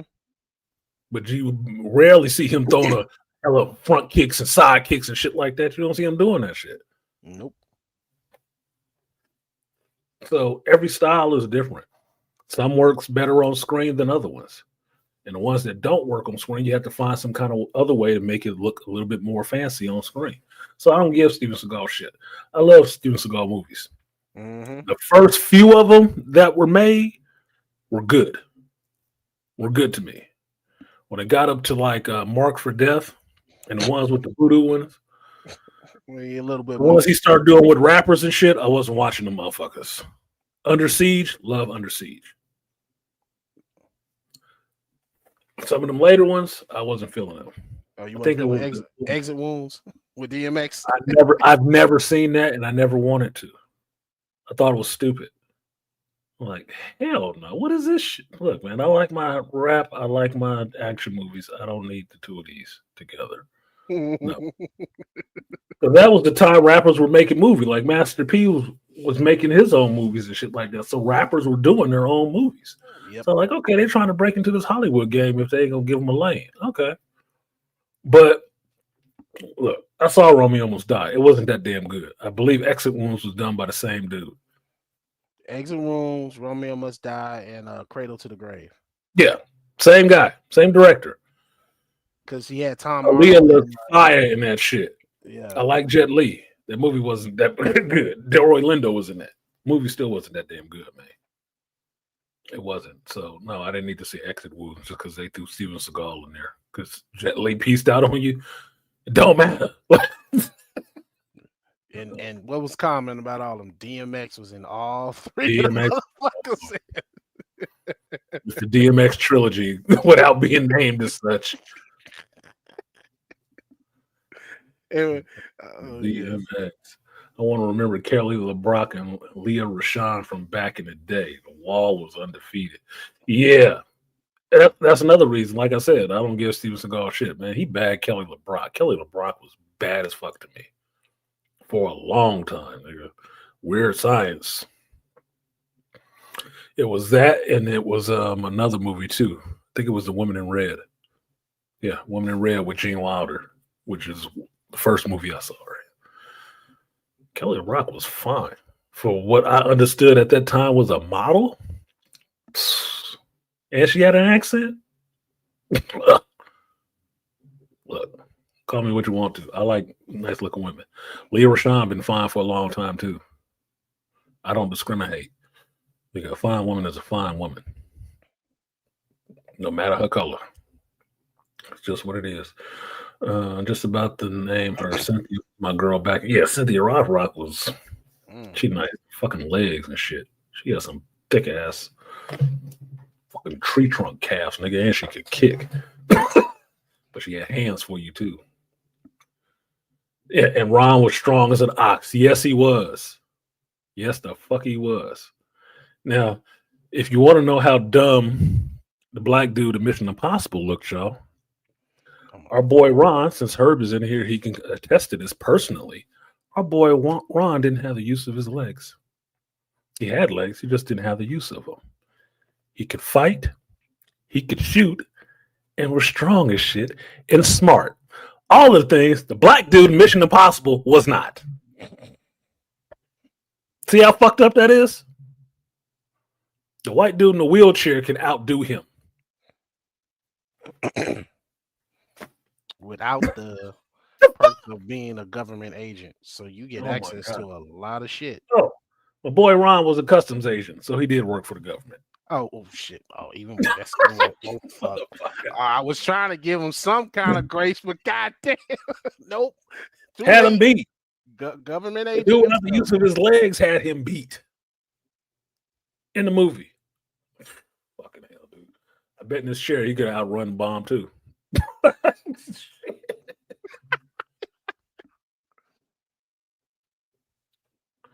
They just got John Wick doing Cali and Karumba because it's a new hot thing in fighting. I don't give a fuck. I've always liked Cali stick fighting. I haven't learned it. I've fooled around with it, but I've never actually took lessons in that shit. I'd love to know how to do that shit because I've held way too many things that I could beat the hell out of somebody with. I'm serious. I told somebody before when I used to work at Home Depot, it's like, oh, you need a weapon. I said, dude, I work in the hardware section. I don't need no goddamn weapons. Weapons all over this bitch. Mm-hmm. And then they saw the first Equalizer movie, and the motherfucker worked at the Home Mart or whatever, and put that fucking sledgehammer back on the shelf and sold the murder weapon. But and they, oh, you look like John Q up in this bitch. I'm like, no, I'm more like the Equalizer because there's plenty of weapons in the store. And the final battle in that movie took place in the goddamn hardware. So I said, oh, y'all done fucked up in the garden section and the like, motherfucker, you fucked up. There's too much shit in here. It is too much stuff that can hurt somebody with. The lethals. Lethal. Yeah, I use colleague sticks. I train and we do stick fighting, and we've done the shit where we hitting each other full blast, and we got hockey mask and fencing mask and hockey gloves on, and we going at it. It's It's knife and stick fighting night. It's like, so which one you picking, the knife or the stick? Yeah. I'm going for the stick. And the Karumbit, I love the Karumbit. I got one right here. Y'all lucky I don't know how to use that motherfucker like one of these motherfuckers from the raid. You lucky as shit. I love the Karumbit. I was like, I'm mad I didn't find about that shit earlier in life. Oh, I got one right here. Ooh, that's some nasty work. That is some nasty work. I thought of all kind of nasty shit to do to motherfuckers with that shit. That's why I own a few of them. I love the design of that. It's like it is nothing but a bloodletting tool. Nothing but. If you don't use it right, if you draw that bitch the wrong way, it will cut your ass. I done already got cut by mine. Just spinning, playing around with it. I said, so I practice with it while it's sheath, just to be on the safe side.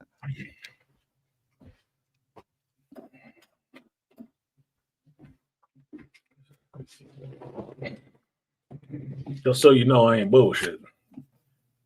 Oh, it look like the one I got, artisan. They make a lot of them. This right here. I got the scallywag. The scallywag. I love Karumbits. Karumbit fight is somebody dying, and it's gonna be messy. Oh, it's straight stabbing and cutting. I got stab and slash, baby. It's all stab and slash. It's gonna be gruesome. That's gruesome.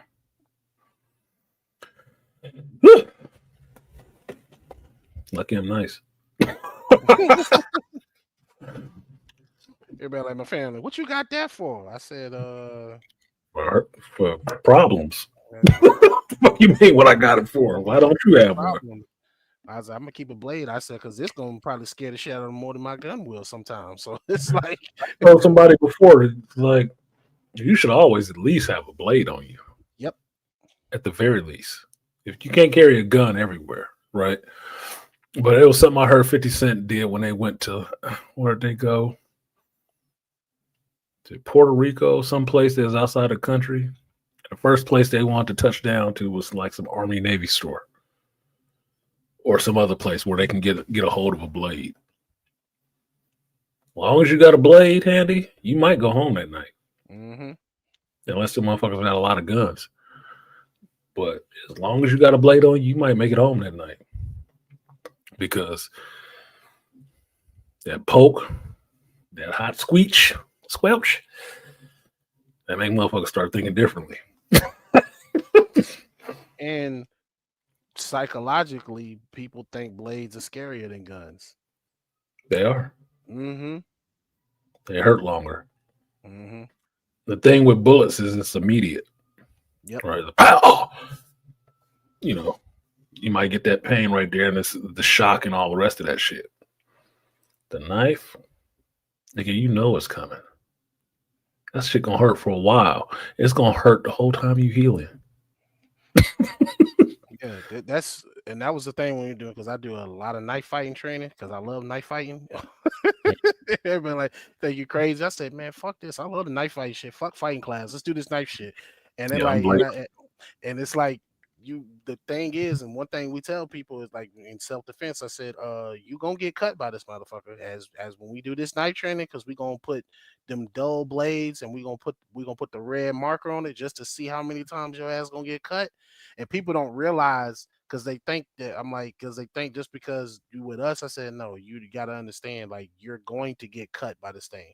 What we're going to try to do is minimize where the fuck you get cut. Because if you get cut in the wrong, lethal spots, nigga. you will bleed out. Where we gonna slash you, you gonna see. Look, we got you right in this lower cabinet where your bottom arteries, your intestines are, and like, hey, watch if you because we tell people when they high block, they turn their hand out and say, remember, when you turn that wrist out, you exposing some arteries that can get cut on that wrist. So there's a way you have to learn how to block and get the hell out of that way. So Rosie said, when I was in my early 20s, I did BJJ and Muay Thai. You really trying to make it onto my list? My daughter is part Thai, right? My ex-wife is Thai. I love the style of Muay Thai. My daughter is tall as she is and lanky. She is solid. She is a perfect little mix of her mama and me, because she got all my, we'll say, girth. Her bones are hard, put it that way. She is solid. She looks skinny as fuck. She's not. She is solid. She is a solid weight. If she used that shit to actually do Muay Thai, she'd be breaking bitches up. Breaking motherfuckers up. And I'm telling her, it's part of your fucking heritage. Herb know her? Like, bruh. Learn that shit, baby girl. You might be the. You might just be any martial. She never took any martial art. Damn. No. She took some while she was up in Oregon. She did some other self-defense classes or something like that, but she didn't take any martial arts. My thinking is, I'm a Black American, right? So everything that we know can in some ways be debunked, but you got to go back to the continent to learn to say it's us. It's our thing, right? Our cultural thing. You're tied to something that actually has a whole culture and a country and a lineage. Mm-hmm. You might as well embrace it. Mixed, yes, but you might as well embrace it. That's part of your heritage too. This American shit is what it is. It's shit in some ways. You can embrace that shit too. If you can learn Ebonics, you can learn how to throw an elbow to somebody's fucking jaw and shatter that shit. I don't see the problem in it. I don't see the problem in it. You're a woman. Some dude is going to try you one day. Yeah, I'd rather find out that you sent that motherfucker to the hospital than he sent your ass to the hospital. Because then Just you're saying. gonna be trying to send somebody to the hospital if you. Well, that's how I told her how to cut somebody. Told her how to send somebody to the fucking hospital. I don't raise victims. Fuck you. I tell I'm a firm believer in this. The little baby girls in Taekwondo and everything. I'm like, yeah, because she's always. I say because one, she's always hanging around me, and so she's doing it too. And so me doing martial arts, and so I was like, look, if y'all look, everybody's like, well, we gotta go. If we maybe can't afford it. I said, I know a guy that can maybe teach something. I'm kind of standing right here, like, oh well, shit, we could just come to you. I'm like, no shit, could have came to me, first, because I would not like. I would like to have my younger cousin knowing how to defend herself. She's just getting older. Yeah. Rosie said I'm barely 5'4". What the fuck that mean? That mean you fun sized. Low center of gravity too. You get to your power punches more quicker. So what's the problem? Look, Asian martial artists ain't tall. I don't know if I'm breaking that myth for anybody. Asian martial artists ain't usually really tall. And mean as shit too. That's why I like the differences in fighting styles, where they come from and the culture that they come from, because it's designed by the people there. So they designed it to work for how they are there. Thai people ain't big people. They're usually skinny. But the fighting style that they developed is effective. Straight up effective. Just for, I'm not telling you anything you don't know, Rosie, Dr. Rosie. So 5'4" don't mean shit. That's you still in striking range. You still be a problem. Mm-hmm. If you remembered a tenth of that shit, it would be a problem for some nigga like, oh baby girl, what's up? Hey. Get your day fucked off. I'm thinking about it, like a lot of the grandmasters that I've worked with and trained that are in seminars, these motherfuckers ain't but 5'3". They not big people. It's the American mentality that they think everybody's strong, needs to be bulked out, and they need to be 6 feet tall. That's the American mentality. The mentality everywhere else is like, no, you can be small and be powerful and lethal. Bruce Lee is revered. People put Bruce Lee, he's been dead forever, but they'll put him up against a whole lot of people to fight him. Bruce Lee wasn't hella big. He was probably 100-something pounds. 125, maybe 24. You wouldn't not take him in a fight like, yeah, Bruce Lee gonna kick his ass. I give you one. Another, he ain't 6 foot. Yeah, but he cut. Hold up. They just had the discussion. Mighty Mouse, former UFC champion, flyweight, 125, could whoop a lot of big dudes' ass.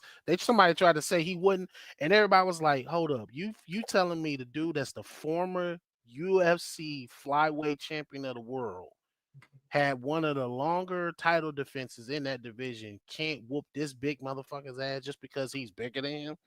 And even Mighty Mouse got into the discussion. It was like, I can't whoop him? Really? Okay. You let him come into my jiu-jitsu class. Collegiate wrestler at that too. Wrestled in college. BJJ background. Okay. Look, I said something about Cynthia Rothrock, and there's a video up here on fucking YouTube now. Like, this algorithm be listening, god damn it. Bruh. That's why I be turning shit off too. This algorithm don't waste no time and paying attention, boy. It's Johnny on the spot. Look, the entity said, "Oh, you sit there, rock, bringing it back to Mission Impossible." Okay, so Rainfire said, "Young dude in the reserves at my job said martial arts doesn't work on them because they have guns, drones, and they call in strikes." I said, you have the police, the people after you take over. Exactly. Whatever. Let him keep believing that shit. Look, leave him how you found him. If he ignorant, let his ass be ignorant. He'll fuck around and find out. And I always tell people, what if you lose that gun? Yeah, exactly. So your whole power base is in having a gun. Right. And the question that I would like to have is, like, how many gunfights have you actually been in to even understand how the gunfight even works? Because most cops ain't even been in that many gunfights. No. Dr. Rosie said, I've had grown ass men try me. I've broken their arms or dislocated it. Damn. Ooh, shit. Hey, Hey, being nice. Hold up. So Let's you were mean 5'4", huh? Dr. Rosie, what belt did you get to? Because you sound like you got at least a brown belt in Brazilian Jiu-Jitsu. At least. Brown for people shitting their pants. Because most blue and purple belts ain't dislocating or breaking no goddamn arms. They still trying to figure the goddamn style out and playing in the sport aspect and not in the real self-defense aspect, which is sometimes what pisses me off with some BJJ guys. Mm-hmm. Herb, Aikido dude, Aikidoka, met Grandmaster of Aikido once, 5'5" at most. Yeah, that's that one they told me that story about. He broke that dude's arm and shoulder and shit for fucking around with him. He fucked up. Rosie called it. I knew it. Rosie Brown. Yeah, I knew it. Rosie Brown. Dr. Rosie Brown. That's your last name from now on. You don't pay attention, she could beat you down. Oh, yeah, that's some brown belt level shit, breaking people's arms. Look, I'm sorry. I'm all for people get what they fucking deserve. If somebody trying you like that, I don't feel bad for anything that they get after that because they pushed it there. So I'm sorry. I don't feel bad. They got their fucking arm broke. Oh, well, maybe they learned. Look, as my sensei said, this is your come to Jesus moment. Look, Herb might know this. I think I said it on the stream before. My buddy Ron told me this story about this dude in their class. And this is just Aikido. One of their masters was there. And this guy got to spar with the master. But he was cocky. And he hit the master in his face. And he had his glasses on. Oh, shit. That little motherfucker took off his glasses, and somebody else had the dude come on. He said, boy, Ron told me this. I didn't witness this. He told me this. He said that dude stepped in, master stepped on his foot, grabbed him by his gi, dislocated his leg out of socket. Oh, shit. And broke his fucking arm. Like 3 moves, put his ass on the ground. That the next time that motherfucker showed up to that dojo, he had his arm up in the sling. He had a cane. And like, how you doing? He said, I shouldn't have did that. Like, you goddamn right, you shouldn't have. Oh, I got the master in his face being cocky, you dumb motherfucker. I got that story. I got that story too, and I wish I still had this fucking video. I wish I still had it. Dude that came, and it was funny because I remember the day this dude showed up, and it was me and when a buddy of mine who was like the top black belt at our school. Me and him we was standing at the door. Some white boy, ball cap turned backwards, walked into the school with an aluminum baseball bat in the backpack. Dude told us my buddy is, and he at the high school he went to is like one of them cop high schools. So he's already profiled this dude before he come in. He said, and he went over to go to the desk to kind of get his information and everything. And he said he said, so yeah, so he's some dude that just apparently been in 100 street fights in jail, and he wanted to be a UFC fighter, and he came and shined up. So, and he was like, okay. I was like, so 100 street fights, huh? He do understand that there's a difference between pro fights and street fights, right? I guess, but I'm gonna sign him up. I was like, and so it was funny because he had kind of pissed some of the people off because he was kind of beating up on like the younger kids, but they was tapping his ass out and I remember the day I was training with him, he locked up with this one cat by the name of Brian, and I knew he was a manager at one of the Walmarts, and he was a pro fighter. This motherfucker had him. Brian was tying his ass up and kept catching him in submission after submission to the point, and then he was like, he was saying something stupid. He was like, just break it, because he had him in the arm bar. He was like, and Brian pro. He was like, is he serious? I said, like a motherfucker, Brian. And it was like, he said, okay. And Brian was about to go break his shit in two. We was like, whoa, stop. And I was like, bro, you said you want to be a fighter, right? He was like, yeah. I said, bro, you got insurance?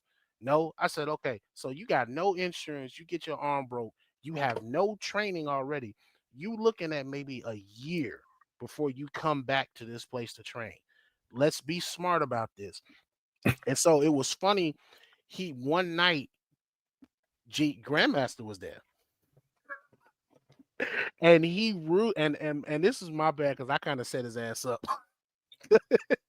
He ends up we sparring Grandmaster now. Now a lot of people don't want to spar Grandmaster. I'm one of the few cats that would. High level black belt and a couple of fighters. We not scared to just get in there because he not going. We already know he not going to try to hurt us. In fact, his stance is where he fights with his arms down because I say he's playing with you, dude.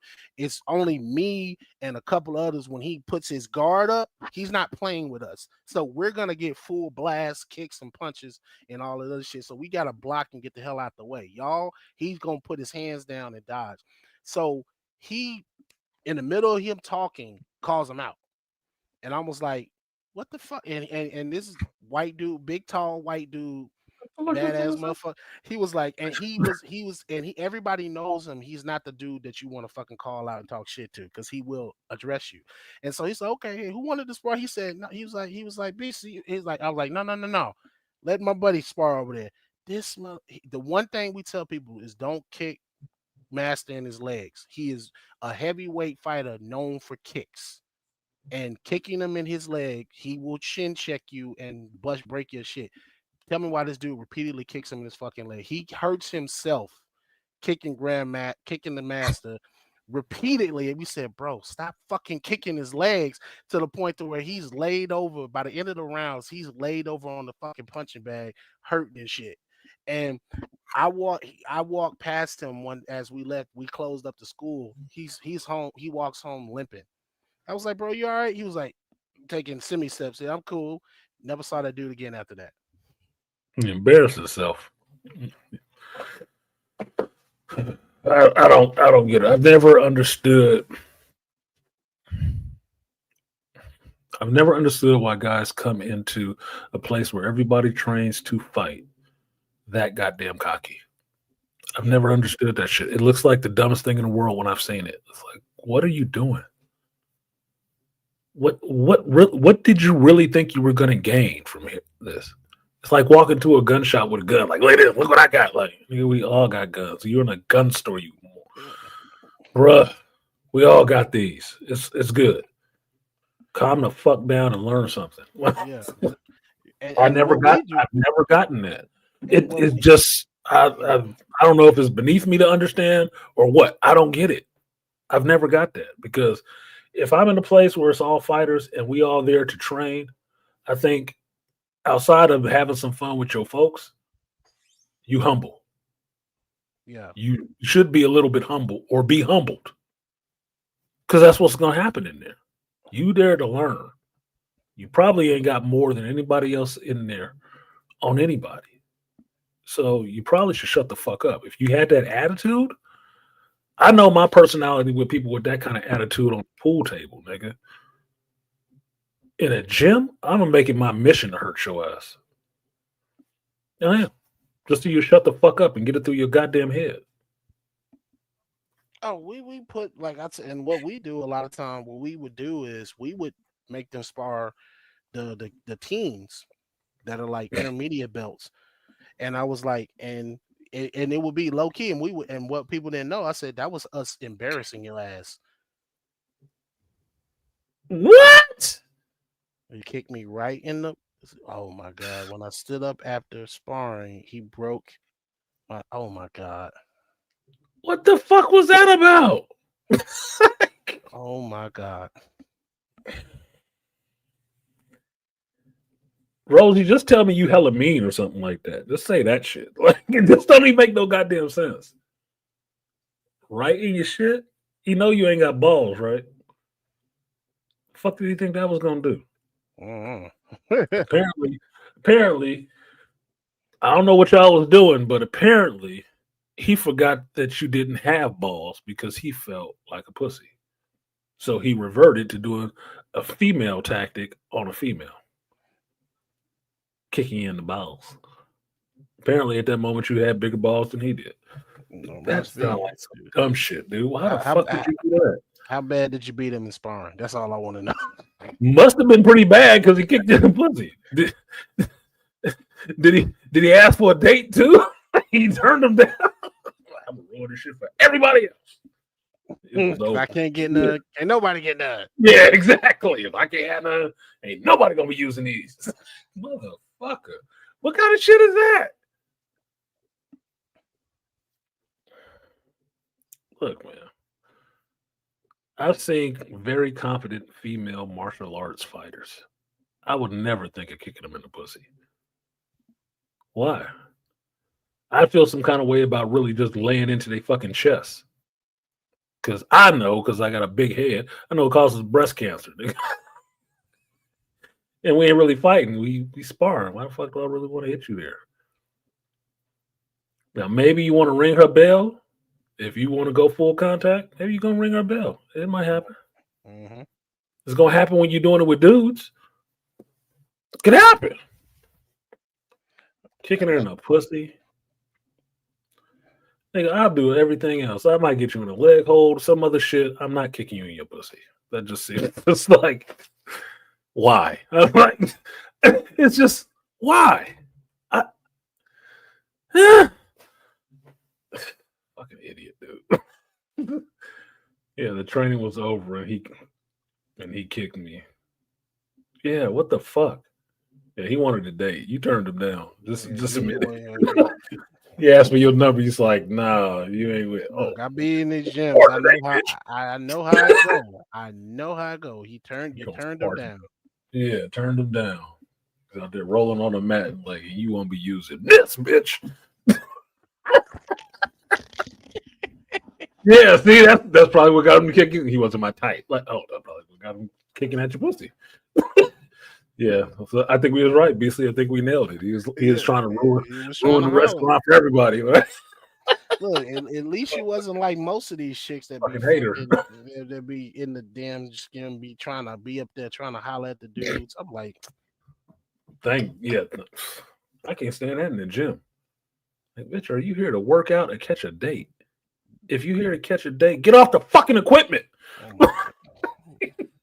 Be and then be the same chicks that don't turn out the dudes in the class, but be boning the instructor, be pissing me off, fucking it up for everybody. Be fucking everybody in the gym. Mm-hmm. That's why I call it the meat market. Not because it's just a bit what used to be like in the 80s, like, oh, it's just a bunch of big buff dudes in there hitting weights. No, it's the meat market. That's where everybody go to pick up their slab so they can take them back to the crib for the night. Like, god damn, dude,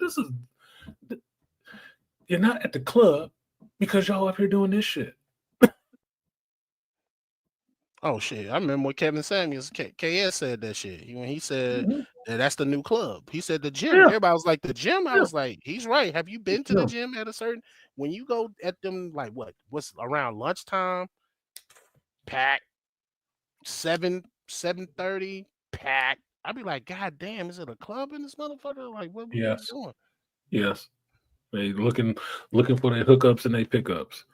I didn't know that shit until because I kind of detest the gyms, but when my buddy was training me for a while, right? We were out of I hadn't had a construction job in a little while, so I'm trying to make sure I stay in shape, right? Keep my strength up. So we were in the gym working out together. And he was a gym rat. He would be there all the time, right? He started telling me about everybody who was fucking each other in that club, in that one gym. I'm like, man, how do you even come in here? Like, what the fuck? If she that big of a hoe, why do y'all keep lining up to be the next one with her? Like, oh my god, dude, no. Look, you might have fucked a lot of dudes. I don't need to know all them niggas. I don't need to be working out next to him and having him give me some ugly face because it's my turn. Like, what, nigga? Like, no, what's worse is when you the boyfriend that show up to the gym with her, knowing and not knowing all that shit.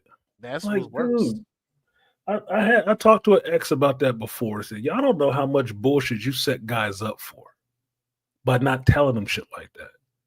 Oh no, it's just my friends. They're cool. No, they're not. No, they're really not cool. Yeah, and some of them shit really ain't over for him. Yeah. No, it's not over for him. Listen to a guy telling you about guy shit. It's not over for him yet. Yeah, some of them dudes be low key hating, be ready to fight, and Low key. Yeah. From Low key personal, would be manageable. For me, from personal experience, I thought, I didn't know until after the fact this dude was talking shit. I was like, oh, okay, so he was really pretending to be cool with me when he really wasn't. All right, because of you. Yes, because of you. You either turned him down, he didn't get it, or you should have been fucking with him anyway.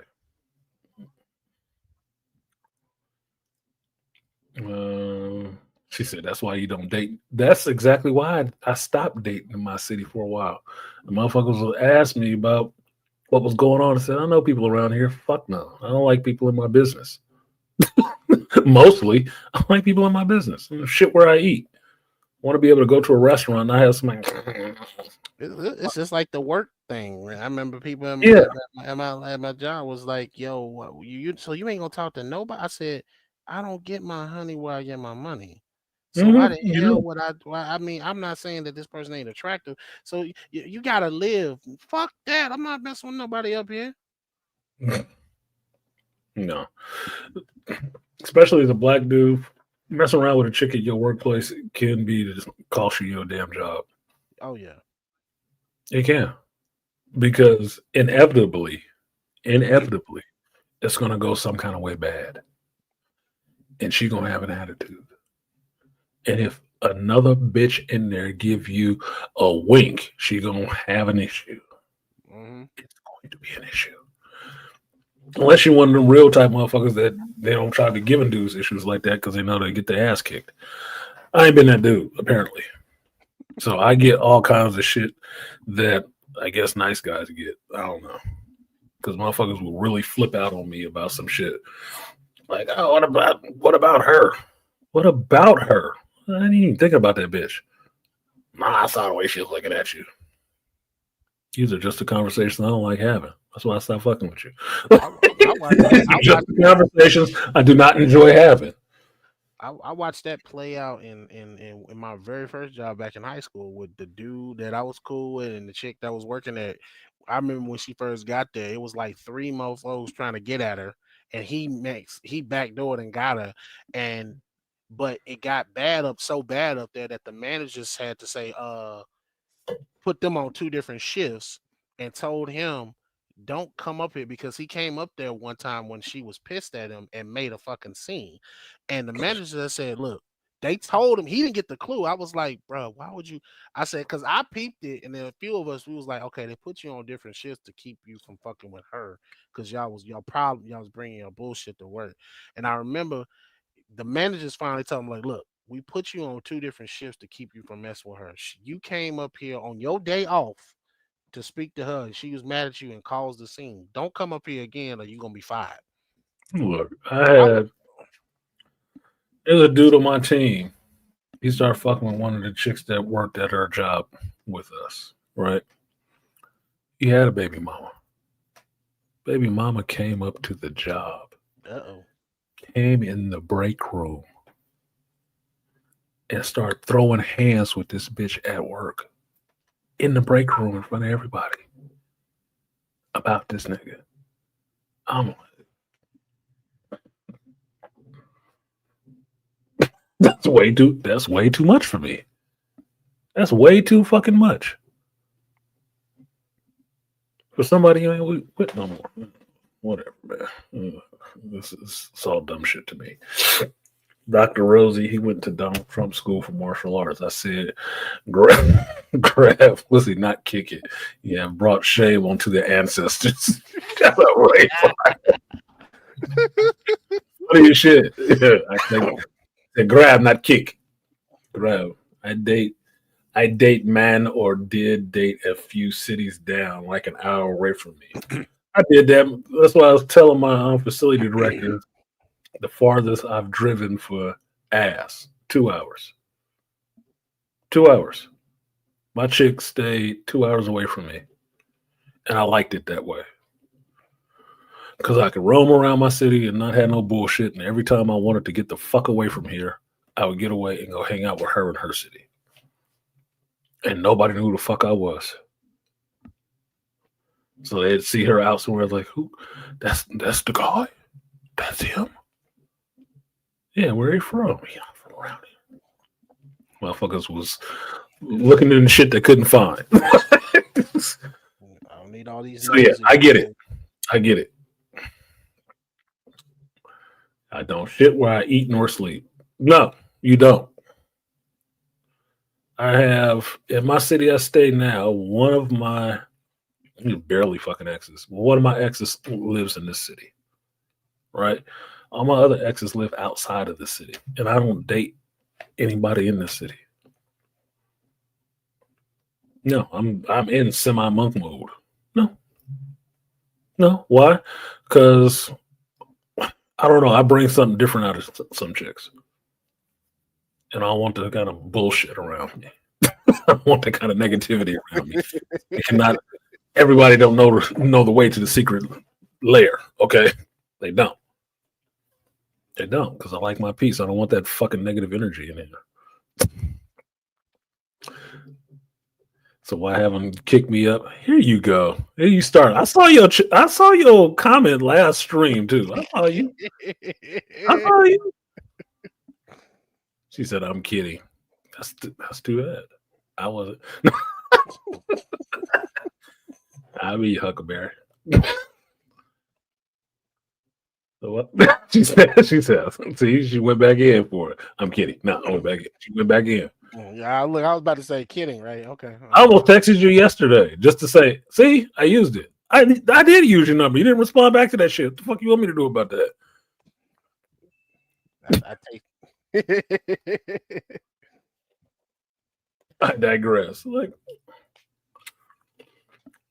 when I made sure I had the shit, I texted you. I'm not trying to bust you out because I don't like people in my fucking business like that. But no, I texted you. You didn't respond. Okay. He said I'm serious. Apparently. Are you kidding or are you serious? Which one is it? You just told me you got kicked in the pussy. Apparently you are serious. I did. I think that's a fucking bitch. You have to do this live on the stream and send a goddamn text right now. This is why you don't shit where you eat. Oh no, we just now talking about this shit. It comes full circle. It comes full circle. It always does, motherfucker. It always does. I told you I have more girlfriends or ladies pissed off about what I said online than you want to listen to. Which is why certain shit stay inactive. Like, you know what? I think this makes it a little bit difficult. But they hear something and feel some kind of way. You was talking about me on the stream. Maybe. You're around it. I didn't appreciate that. I felt disrespected. For what? You did that shit. I felt disrespected. What you should worry about is if it's true or not. Yeah, exactly. It was not a lie. Which is my thing. It wasn't a lie. It was the truth. So what you mad at me for? You did the shit. What the fuck? You don't fix this situation right now.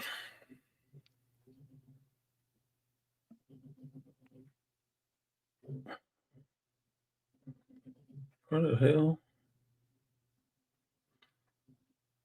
Oh shit, that's right. I'm like, why the fuck don't I see Rosie in here? Because that's not your goddamn name.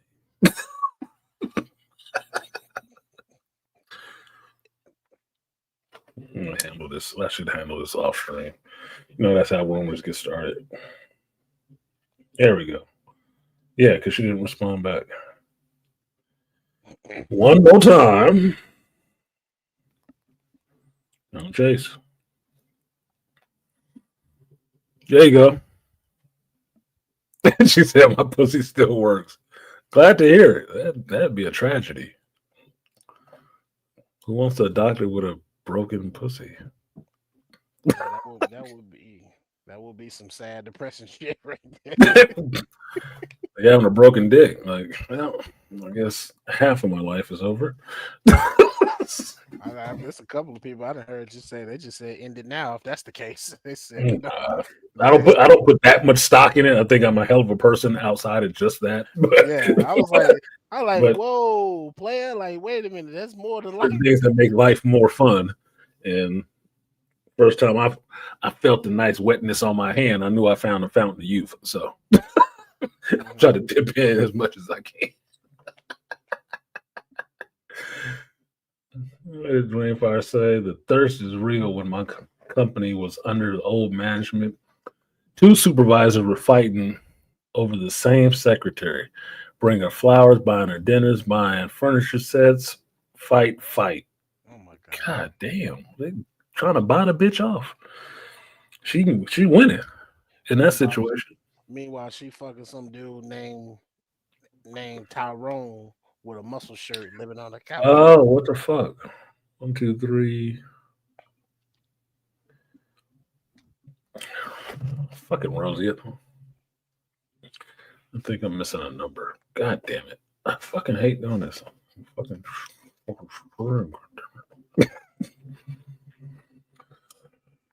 you go back and look at this email again.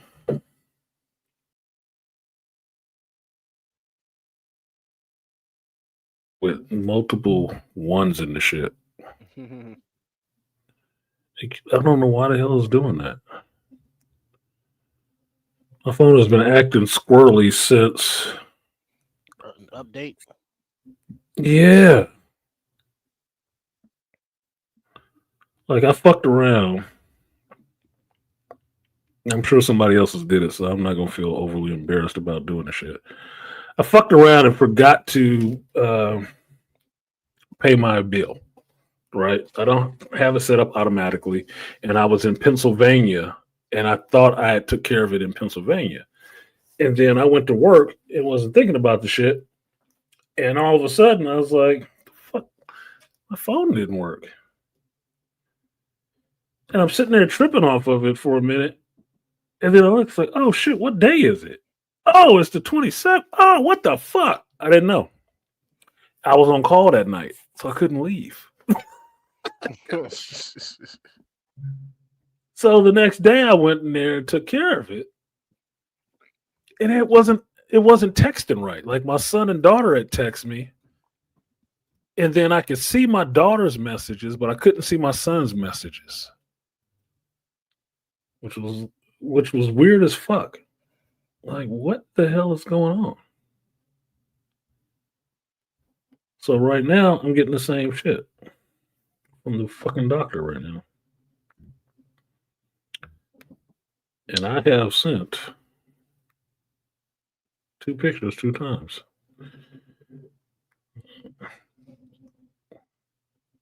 Oh, this fucking thing, dude. That's because you put your number in the chat, and one of these nutty bastards probably saw it. I told you not to. Hey, sexy, what you expect? You don't know who watching this damn stream.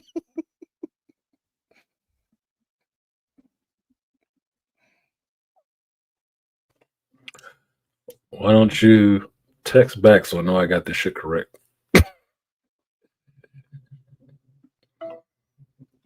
It went through right that time, but this other number that's in here is fucking tripping.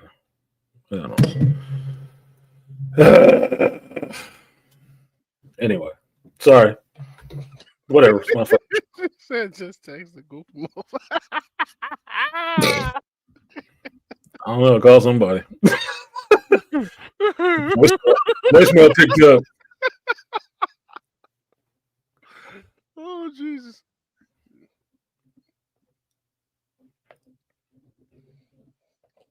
What did it say? The number wasn't for whomever that was. It's just text me, goofy. What? That's why I was laughing. Damn. Someone text me, hey, sexy, what you do? Yeah, I don't use WYD. Okay, so that's the right one. So the right one on my phone is blue. That's why I said just go ahead and text it back. Because this yellow one, I don't know what the fuck this is.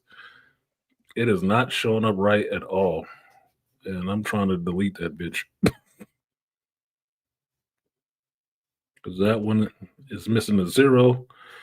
This one has all the numbers, but it keeps adding ones to the beginning of it for some reason.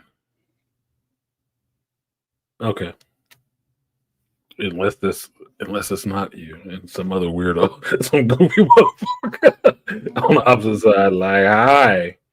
Okay. Let's see. Okay. Okay. That's good. All right, that's all taken care of. Now you can stop giving me shit about that.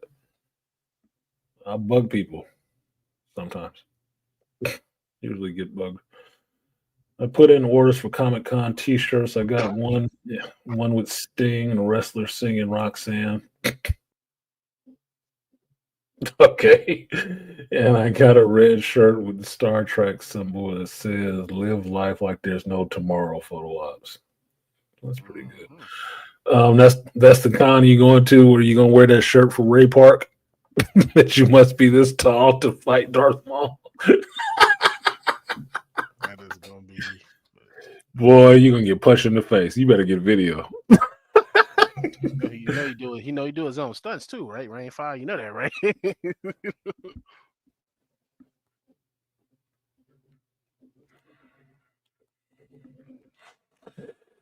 He does his own stunts because he can really fight. Mm-hmm. Yellow chat boxes that are soon at the air.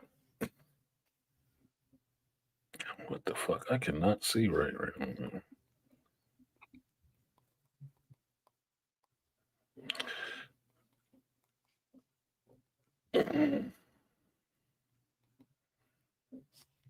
Let's get that worked out. I'm not going to a con right now. Okay, I think I finally got it correctly. Alrighty. Wait. I'll show you guys something funny. This will be fun for any guy can use this joke. Any guy can use this joke because it's just fun. To me, it's just fun, right? I was talking to my coworker, and we were talking about like dating horse races. It's my boy HVAC Steven, right? And it's not even just dating; it's just being out there in the world, right? And I told him this chick had called me gay before because she sent me a picture of her, and she was not attractive and looked like sliced noodles in Jabba's palace, if you know what that looks like. She was shaped like that. And because I wasn't interested in that shit, she told me I was fucking gay. I'm like, wow, she got really hateful really quick. Right? So part of the joke is that I don't do a lot of that new age shit, right? I think it's silly. Like the first time I got onto dating apps, my buddy Ron that passed away, he got on a dating app, right?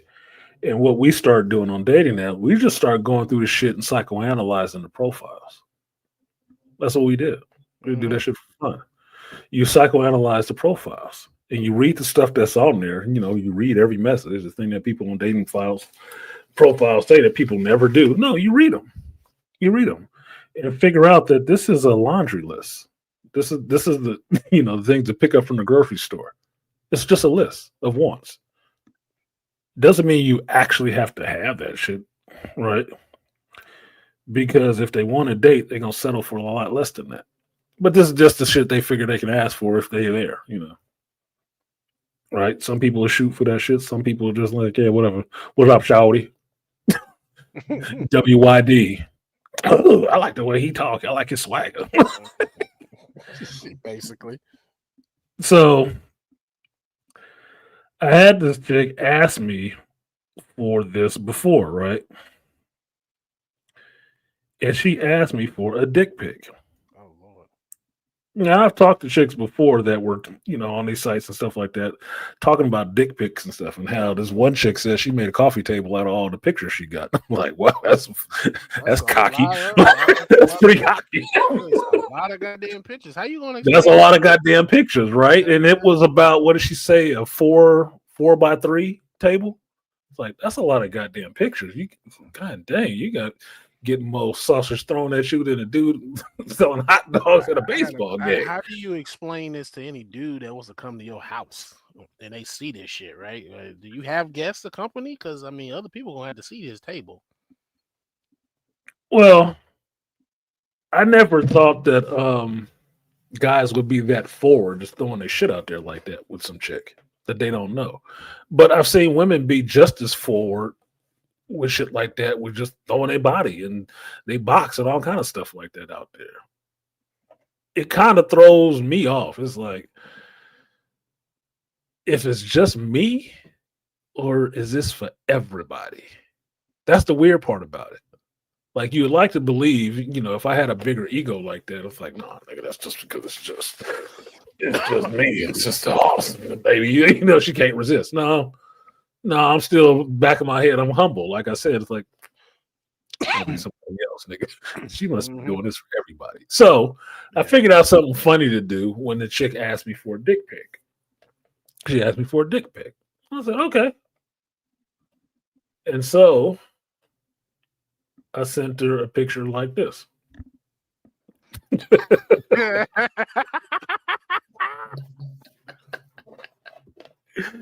For y'all who don't know, who are below a certain age, that is the great actor, the triple threat, Dick Van Dyke.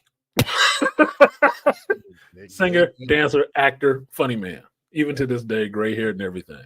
Right? That was the picture. That was one of the pictures I sent her. This is not this exact one, but it was another Dick Van Dyke picture. Like, he was doing his eyebrows and shit like that. And said, there you go. There's my dick pic. So any dude can use that shit, because I was going to ask you, can I borrow that idea? Yeah, yes, please do. Because no, why should I be showing you all that shit? Look.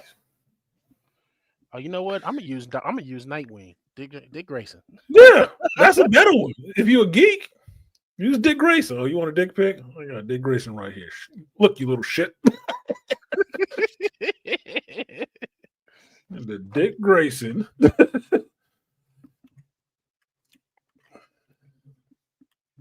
Dick is good. There you go. I got you covered.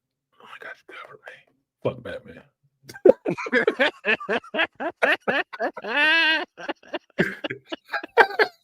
See, you got it. I'm a fucking geek, dude. Like, I'll send shit like this because I'm not revolted. I'm not a prude or anything like that. It's just like, come on, man. I don't even fucking know you. Why would you want that out there like that? There you go. Send it your Dick Grayson.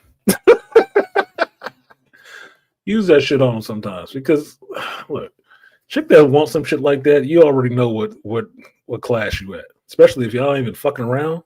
Come on, man. No, you see it in person if you're gonna see it. And what's worse is, like, it's having to have this conversation with my younger cousin, who he's 15 and he's running into chicks that's operating like that at his age. I'm like, and he's smart enough, because especially listening to me, he leave them the fuck alone. As soon as they start talking about, like, oh, I'll do anything for you, like, what you mean anything? Like, anything now? He just broke up with a girl. He said, man, she was acting weird. And he had the conversation. He said, wow, girl's weird.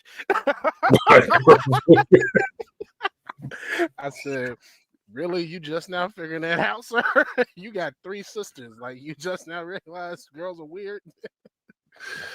Look, man, girls are weird, at least for his, Super K. That's not the right word I'm using, but for his age group, girls are weird because girls are in some ways like guys. Mm-hmm. I didn't notice that as seriously. I had a lot of female friends, but I noticed it more certainly when I had my daughter and her friends. Girls are silly. They're just like little boys. They're just silly. They do dumb shit too. all kind of dumb shit. My daughter and her friends, I couldn't believe some of the shit I was seeing them do. I was like, I would have never known this had I not had a daughter. Because even having female friends, they may have been goofy with me, but seeing them goofy with just other girls around is completely fucking different. Oh yeah. The silly shit that they would do. That's why they still friends to this day. Like I've watched these little motherfuckers grow up since then. They're like 10 and 12. Like, yeah, whatever the fuck. Yeah, you and Rose are good. Okay. I remember her. You know, little portly Jewish girl trying to dance. Yeah, I remember her. She's funny as fuck. Some of our other friends, comical. Comical as fuck. They all grown up now. You think, I'm like, damn, that's a beautiful girl. Yeah, but that girl is silly. This is the girl that had, you know, macaroni noodles in her nose and shit like that. Acting like a vampire. Like, fucking hell. So they're weird. They're figuring it out just like boys are figuring it out. It's just a little different process. There you go. Dancing dick. Dancing dick pic. There you go. Anyway. What is it? 9 o'clock? Okay. And I've done almost 3 hours. I wonder why this seems like it's a longer show. When Sunday, that should be going by so fast. Like, what the fuck? You look up, it's already 5 hours. Yeah. I would have sent her an animal dick pic. See if she knows the difference. You'd be surprised. Yeah, she does. You sent that, she expecting you to show up with it too. Better show up with that. You sent that elephant dick pic. You better show up with it. You either showing up bringing an elephant or that one. What was the other funny one I did? Like, do you want to see me wet in the shower? Right? Wrote me on a piece of paper, put it in the shower, and wet it up. Took a picture of that shit.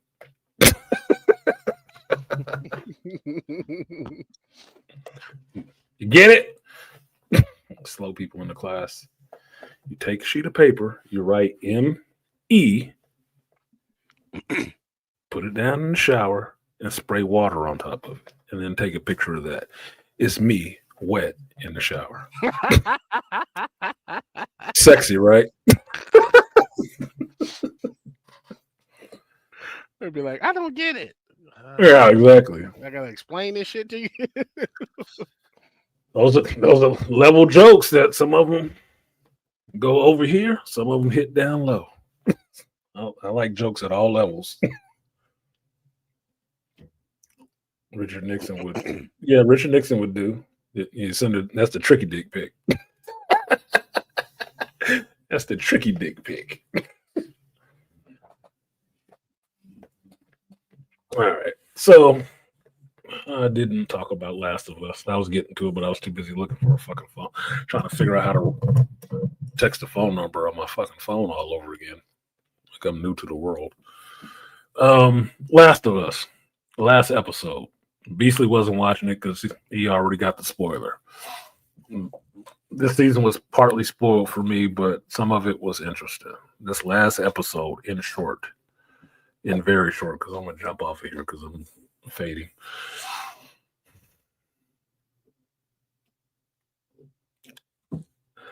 Ellie is due to get some recognized. What I saw in this episode was an interesting episode, but it was more of that girl boss shit that I'm not really a fan of right now. I'm still not believing short ass little Ellie as being this badass just because she made some guy 2 times her size and 4 times as strong tap out because she grabbed his arm. I'm still not buying Bella Ramsey as no tough character. I'm not buying Abby, the girl playing Abby, as being a really overly tough character. She looked good in the last scene of this shit because she did have that Sarah Connor vibe. But otherwise, no. The reveals that happen in this shit, that Ellie tortured little brown Nora and it was easy. Well, yeah, torturing people can be kind of easy if you enter that kind of goddamn thing. Can be. You might not do wonders for getting information, but you can do something to Yeah. them. Leaving her there to die.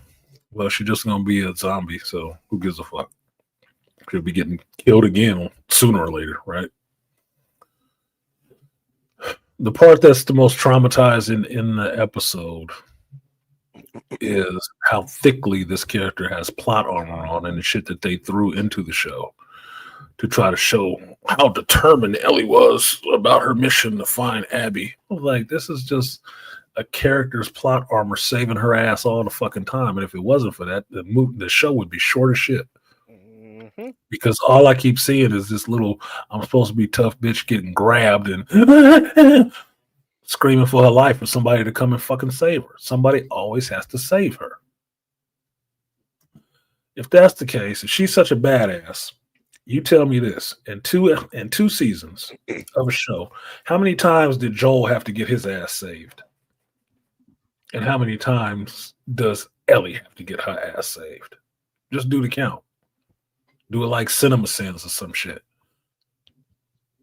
I'm not buying this character as being tough. It's not a tough character. Maybe it is in the game because you can control this motherfucker and you got more interest in Ellie in that way because you're making the character tough. You are the tough one because you're making the character fight. This shit in this show, I'm not buying this at all from this motherfucker. Get a gun that fits your fucking hand. And ideally, you should have did what what's the House of the Dragon? You should have found an actor and aged their ass up instead of using Bella Ramsey.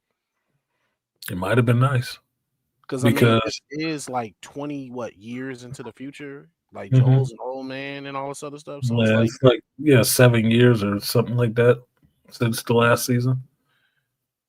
Look, it just looked really awkward when it looked when you finally see her, Ellie and Abby on the screen together. I realized how fucking ridiculous it looked. Bella Ramsey looked half that chick that's playing Abby size. She looks like a fucking 10-year-old. I'm like, holy shit. This is not going to work for me. Now, the scene that got everybody all juiced is that Ellie finds some more of Abby's friends, right? She finds Owen and she finds Mel. She finally goes through all this other ridiculous bullshit to get there and find Owen and Mel. He has a gun on Owen and she wants to know Abby's location, wants them to show it to her. Well, Owen goes for a gun to pull it on her and she mistakenly shoots and hits Owen in the neck. But because she has a 9mm, it goes through his neck. It hits Mel standing behind him. Mel is a female. Hits her neck and her artery, and she starts bleeding the fuck out too. Unintended consequence, right? Indigent circumstances, whatever the fuck you call it, right? She goes over to Mel because Mel is asking her for Ellie for some kind of help, and it turns out that Mel is pregnant. Oh Lord. And I'm like, well, carry that shit, tough girl. Right? Now, Mel, while she's dying, tells Ellie to take her knife and cut her open to save her baby. She's telling her how to cut her while she's bleeding out, like transverse, whatever cut. And this version, far as I understand, of Ellie is so fucking stupid. She doesn't understand what the word transverse means. She doesn't know where the baby comes from. I guess all that time in Fedra didn't teach her shit. Remember when she was first season getting in fights in schools and sneaking out and shit like that? She didn't learn a goddamn thing. She's a fucking idiot. So now, in this post-apocalyptic world, 7 years down the road or so, she can't triangulate, and she don't know where babies and how this shit works. But I thought she was gonna be a father.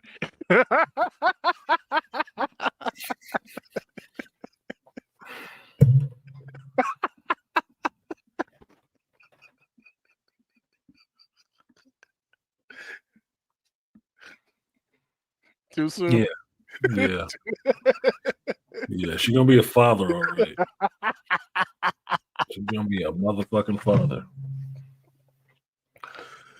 No, the girl is speaking. Her girl dying speaking English to her, and she don't understand what it is. Well, I wouldn't think it would take that much to figure out. She got a belly bump. Mm-hmm. Why don't you try cutting around that motherfucker? You understood what a C-section was? You fucking idiot. Like, so she doesn't cut the chick open, which I thought would have been a hell of a scene. They didn't cut the chick open. The baby gets to die in the mama. Oh, that's just stupid. Because Ellie is sitting there having a crying attack because tough girl is emotional all of a sudden. Now she just beat another chick, you would think, to death with a lead pipe. But now she don't know how to cut somebody with a knife across the belly and save the baby. My only thing is, well, if she get the baby out, what the fuck she gonna do with it?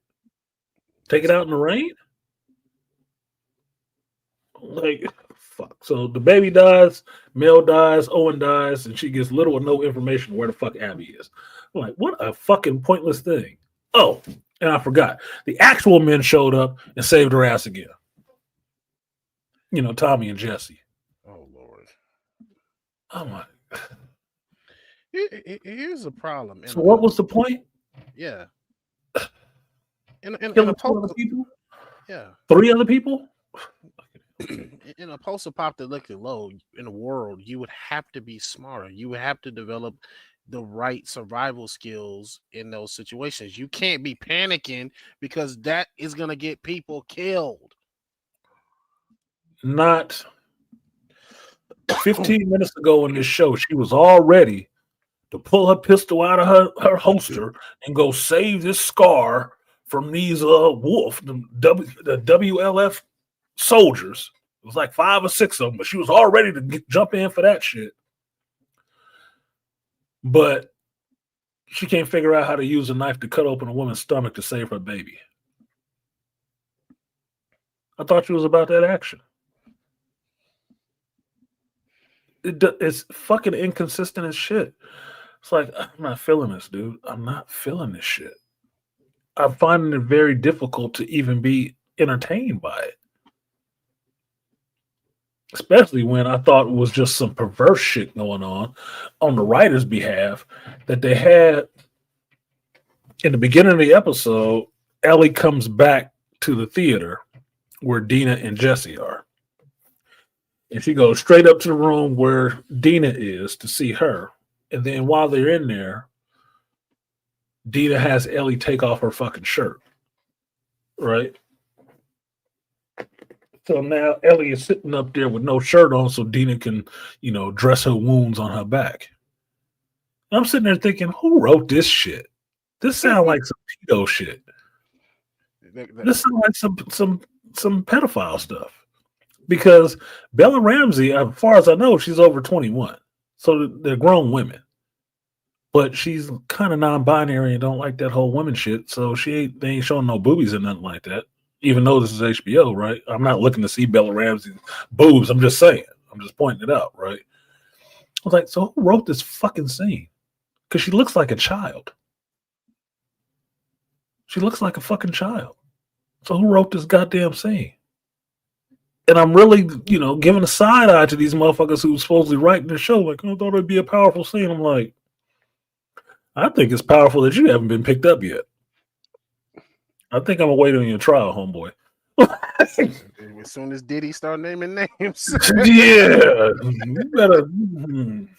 Did you pay up so your name don't come out Diddy mouth? I remember we had this conversation back in season 1 when they was in that mall with her and the black chick, with her little black girl, and we was like, they supposed to be kids. Why were we exploring this concept with them? I don't know. Stop pouting. I don't know. They're supposed to be kids. So some of the stuff that I'm seeing is like, well, maybe I shouldn't be seeing this. And that's what it made me feel fucking weird. Right? It's like, why is she taking off her shirt? She could have pulled it up or something, but who was this for? She could have had an undershirt on. Yeah, who was this for?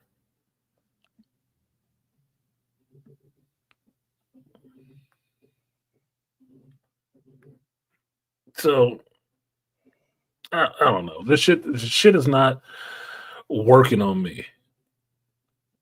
And I'm only half being interested in the Abby character because she gave me a Sarah Connor vibe at the end of the episode. Like, oh, she might be about some action. That might be interesting. Maybe we'll get some drama. It's showing she is a hell of a lot better actor. Is she not beefed up like she was in the game? Because even though she's not buffed up like she was in the game, it's like, oh, okay, well that's interesting. She got some fire. I'm still not getting the little booby look. Could have been looking like a boy, girl ball shit, but whatever the fuck. It's not my show. So 3 people get killed. No, 4 people get killed. I forgot the other shocking part that was already spoiled for me too, just like Joel's death. Jesse's death was spoiled for me too, but they took his ass out so quick in that shit. I was like, damn, that was dirty. Did he die like that in the game? That was dirty as shit. Gotta remember. After kind of proving that he is a very good person and don't have no smoke with Ellie and Dina being together. He don't give a fuck, but he want to get his kid out of there. I thought it was kind of fucked up that, he gave her a pass and said he came back for her because he knows she would have done the same for him, and he walked right out the door and get fucking blasted. And like, we done talking about him after that. I'm like, that is some bullshit. That's almost as shocking as like Ned Stark. Like, bruh. That's fucked up. Because he didn't need to be there. Dina didn't need to be there. Tommy didn't need to be there. None of them needed to be there on her little pissy mission. A quest for revenge. Quest for revenge that she knew was kind of bullshit. Like, you just went out there on a kill mission. It's not even revenge. I don't think you're getting revenge for Joel because you already know what he did was wrong. And he knew. You already know what he did. You already know why these people coming for him. That was payback. That was due. That was due. So it might have hurt, but you were supposed to suck that shit up and charge it to the game. Yep, that's what happened. Your fake ass revenge was just because you got some shit you wanted to get off from not dealing with your relationship with Joel correctly. That's your fault. That's your guilt fucking with you. So I don't know. I worry. I don't know why. Certain dudes in Hollywood nowadays, when they write these young girl characters, I'm really starting to look at them skeptically. Like a Dave Filoni. I'm really starting to look at them weird, like something you're trying to get out. What's your infatuation with this young ass character making her do all this weird ass shit? Yeah. It's like it's half sick. Half sick, and I'm wondering how nobody has noticed this yet. Or is it just me? It's seeming really weird. And I'm feeling some kind of way watching this shit by these guys because I can't not say, if you watch the behind the scenes stuff after the episode is over, you'll see the director and stuff like that. The people working on this show look like some weirdos. The showrunner and writer who's writing some of these changed scenes and stuff like that in there, that is a moist towelette. Neil Gaiman. If he got a wife, that's his beard. If he got a wife, that's his beard. He is not a straight man. Maybe he not openly out like that, but he is not a straight man. You know the nickname we was giving him. What? Neil Gaiman. That was it for fucking up the game. That's what the nickname he got. Yeah, shit. The internet is not shit, y'all. Just so you know, the internet is not shit. Put it on a shirt, wear it off. You will get kicked out of nowhere. Okay. The internet is not shit. Okay. No, he is. I don't know. He is really having a way. Look at Rosie saying. Dr. Rosie said, "Have a good night, gentlemen. Stay golden." I watch her too. Night, Dr. Rosie. Dr. Rosie Brown. Break a motherfucker down. Kicking it in the cooch.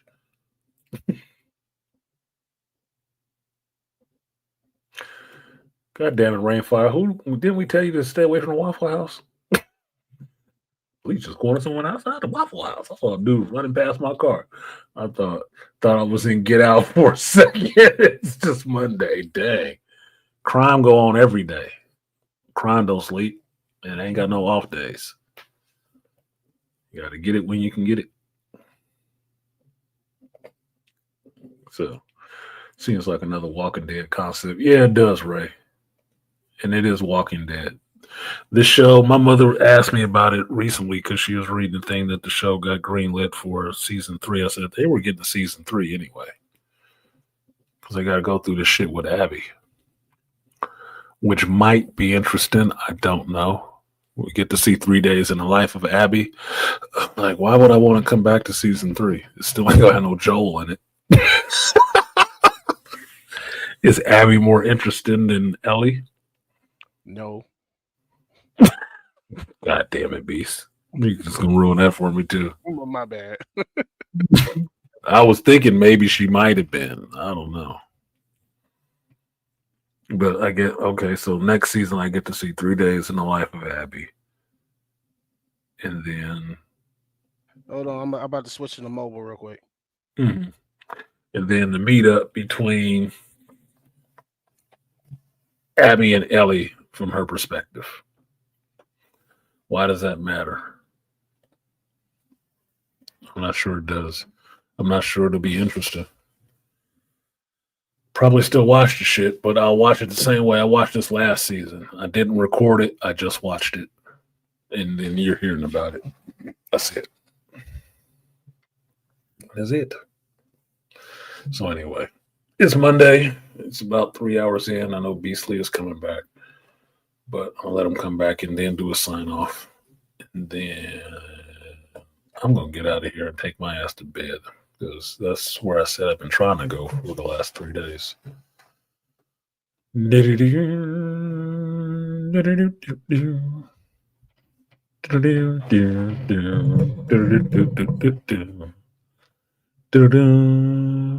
I still got some Raw to watch. I got to watch some wrestling.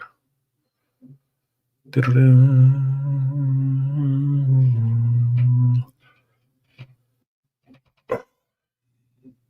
got the first yawn. There is the first yawn. Oh, I can turn that off now. That's fun. What up, Beast? Okay, then. Wow, that's louder. And that was crazy. I had the headset. Yeah, that shit got bass in his voice. Some trouble in your tone. Okay, I turned it down a little bit. So you got some final thoughts? I'm gonna get out of here because I'm fading and I still need to take a shower. Final thoughts, same as always. Clearly they ain't learned their lesson about making good shit, so What? You're not holding out hope for the Fantastic Four? Hell no, I'm not holding out hope for that damn movie. Neither it's Superman 2. They can kiss my ass on there. At this point, I want new shit. I don't want any more of this stuff. Because based on what I'm hearing about this movie and the things not working, I don't want to hear. I don't want to see it. I'll still see it, but I also got my own. Like I said, I still like the Tim Story movies. I still like the Tim Story Fantastic Four movies. I didn't hate Fan Four Stick. I didn't hate it. I thought it was a decent jumping off point to start something new, make the corrections that you need to. Second movie, a lot better than the first one. That's what I thought. Marvel's doing it now. It's going to be what Marvel's been doing. I don't see it how it can't be other than what Marvel has been doing the last few years. I don't see how it can be that. Like I said, I'd be more interested in Pedro if he was going to become the maker than understanding that somebody talking way too much in the trailer to not be the smartest person in the world. Well, I'm just saying. Well, even the fact that in the trailer he said something that even the damn Marvel Rivals game highlighted that Reed don't normally say. He don't say I don't know. That's not Reed. Those words don't come out of his mouth that often because he's always thinking. His mind is always working. I don't know. Is not something that comes out of his mouth. The things that you know from reading comic books is that if Reed hits a situation where he does not know or he doesn't think he knows, that motherfucker will go build something. He'll go figure it the fuck out. He's not saying he'll figure it out. He'll solve it in his mind. He has to go do something. Tony Stark will build it. Reed will go figure it out, then build it too. What's this for? I didn't know what it was about. That's what pushes Reed to know. So, I'm not holding out hope that the movie is going to be any kind of revelation. I'm just showing up to see what's the next layer of shit they're going to put on this cake. That's it. It's just a shit souffle. So, I'm showing up to see what it is now. And I don't think it will be that damn good. I just don't. And them doing last minute reshoots, bad sign. Not really. I mean, reshoots happen all the time. It's just in comic book movies, they always hype that shit up as something to talk about before the movie even came out. I don't worry about reshoots. I didn't worry about reshoots in Brave New World. I'm just mad that the reshoots showed up in the movie looking like shit. Mm-hmm. Which means they didn't do the first thing you're supposed to do when you write a movie is write the bitch. Write a script and then start filming it. Not film it with partials, with bullet points, and then keep having to go back and reshoot it because you're trying to fill out the story as you're going along. Like, motherfucker. Y'all got money for this up front? No wonder y'all be blowing your fucking budget. Jesus Christ, you can't make any money on something like this. Mm-hmm. It's like Doomsday is gonna have to kill because they blew so much money in the door for this bitch. It's like it can't make any money. I don't see how you think it's gonna make money. And then they say it's like what $1 billion to make, and they're gonna use another $1 billion to promote. So they gotta make what $2 billion to break even. Fuck you. You are tripping. You are tripping. You want to make $1 billion?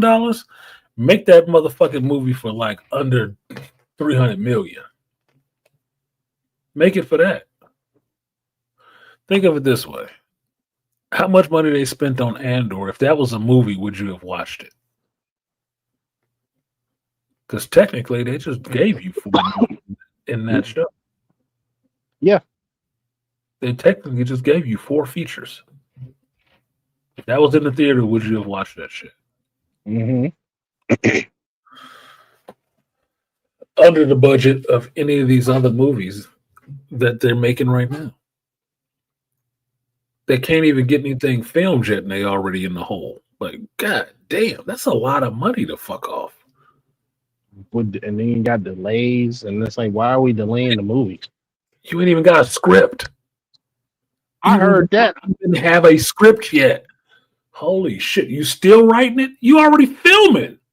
This sounds like more of the same bad thinking. I was like, I thought that's what the Russo brothers was for. I thought they were supposed to have cooked this shit up. Like y'all hyped this shit, hyped them up. Like, oh, we got the Russo brothers back. Y'all should have been had a script ready. Yeah, I mean, here's the thing. It wouldn't be hard to write a script. You have a whole line of comic books that you can pull shit from to create the story. So what's taking so long with the script? What are comic books? I mean, what are comic books? it ain't nothing. Like miniaturized movies right there. Dialogue, everything right there. All you got to do is just expand it. Ain't even got to do that much to it. I don't get it. I don't get it. So, Fantastic Four, like I said, I'll see it. Superman, I'll see it. Am I thinking it's going to be awesome? No. But I will put those skepticisms aside and let them entertain me for 2 hours or damn near 3 hours to see what it is that they show me. But I'm not holding out a lot of hope on it right now. Yeah, see where you go with the story. Just because of what you've already done in the fan base and stuff. You better hope there's an audience left by the time you get these things to screen. At least the Fantastic Four and Superman are coming out in the next couple months.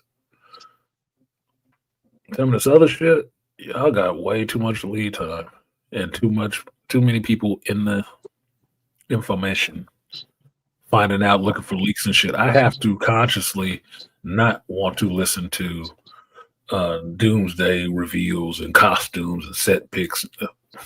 I'm not looking at that shit. I'm not listening to it. I want to actually have a movie to watch when it finally shows up. And I want something to be new, a surprise or something for me. I don't want to find out that the shit was spoiled online a whole fucking year ago. Mm-hmm. Because my concern at one point in time is, are they going to make the money back for this bitch? How are they going to make the money back for this? How? I really don't know how. There's way too many people in there feeding at this fucking trough for me to think that everybody's about to get paid forever off this shit. I don't know. I'm really scared for y'all. At least the rumors about the thing being Alphabet doesn't seem to be true. But have worn some of the pins just to throw at the screen. Guess the surfer swap wasn't enough. Stop fucking up my childhood memories. The only thing I heard about the surfer was that most people keep reminding you that this movie happens in a different universe. So that is just a surfer of that universe. Doesn't mean it's our surfer in the regular continuity universe. Doesn't mean that. Okay, whatever, fuck. Just do what you're gonna do and get it over with. That's where I'm at now. I got more hype and excitement going into what the ballerina comes out this week. I'm more interested in seeing that this Friday than I am hyped about the Fantastic Four is coming. Superman is coming. I don't give a shit. Either way. DC's offering that has me kind of excited is Peacemaker Season 2. That's it. And these aren't even premiere characters. I'm more interested in seeing that shit. Because I like the first season. But even it has its elements in it. Like, I'm still not buying James Gunn's bony ass arm wife in here being a badass. I'm not. But I did think it was funny. She got to get some toxic masculinity training. Because toxic masculinity is females trying to act like men. Pretty much. That's just what it's always been to me. That's toxic masculinity. So, somebody trying to do their impression of what they saw every bad man act like. So, who we don't celebrate, by the way. They we usually do not celebrate. They usually get a foot in their ass and a fist in the jaw. So But we were just talking that cocky motherfucker at the dojo. Exactly. We So That's why I be laughing when they be talking about that shit. I said, dude, we don't celebrate that dude. That's the dude that usually get his ass kicked the fastest. That's the one looking, somebody looking to whoop his ass. Let him get on Problem that. is, I tell them the problem is you don't understand men. And that is not even an understatement. That is 100% fact. But you have to value men to understand them. Yep. So anyway, let me go ahead and get out of here. Thank you, Beast, for coming up. No problem. It was a 3-hour shorty. I kind of jumped all over the place because my brain is kind of addled from my work, but it is what the hell it is. So if I see you on Rivals, I see you on Rivals. I will do. All right. Peace, sir. Peace out. Yeah. All right. That was the Beastly Nerd live and direct from the Danger Room. It's a subdued stream. It's a Monday stream. This is kind of the makeup for yesterday for all the work. I am going to get off of here now and try to get myself a nice shower and some sleep so I can get back at this work day tomorrow. So thank you guys for coming through today. Thank you for the contributors, the bidding war, which is Dr. Rosie Brown of the Broken Pelvis Town. UIP Studio and Rainfire Designs for supporting the stream. Thank y'all very much. Where we Dr. Rosie, UIP Studio, appreciate you. Dr. Rosie, Dr. Rosie, and Rainfire Design. Thank you very much. YouTube, appreciate your sacrifice. Get that off the screen. So, this has been different opening, but it has been the hero's journey.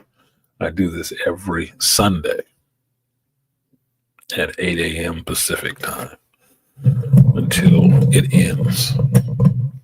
I'm not on call this weekend, so it should run a lot smoother. But I will see you guys then.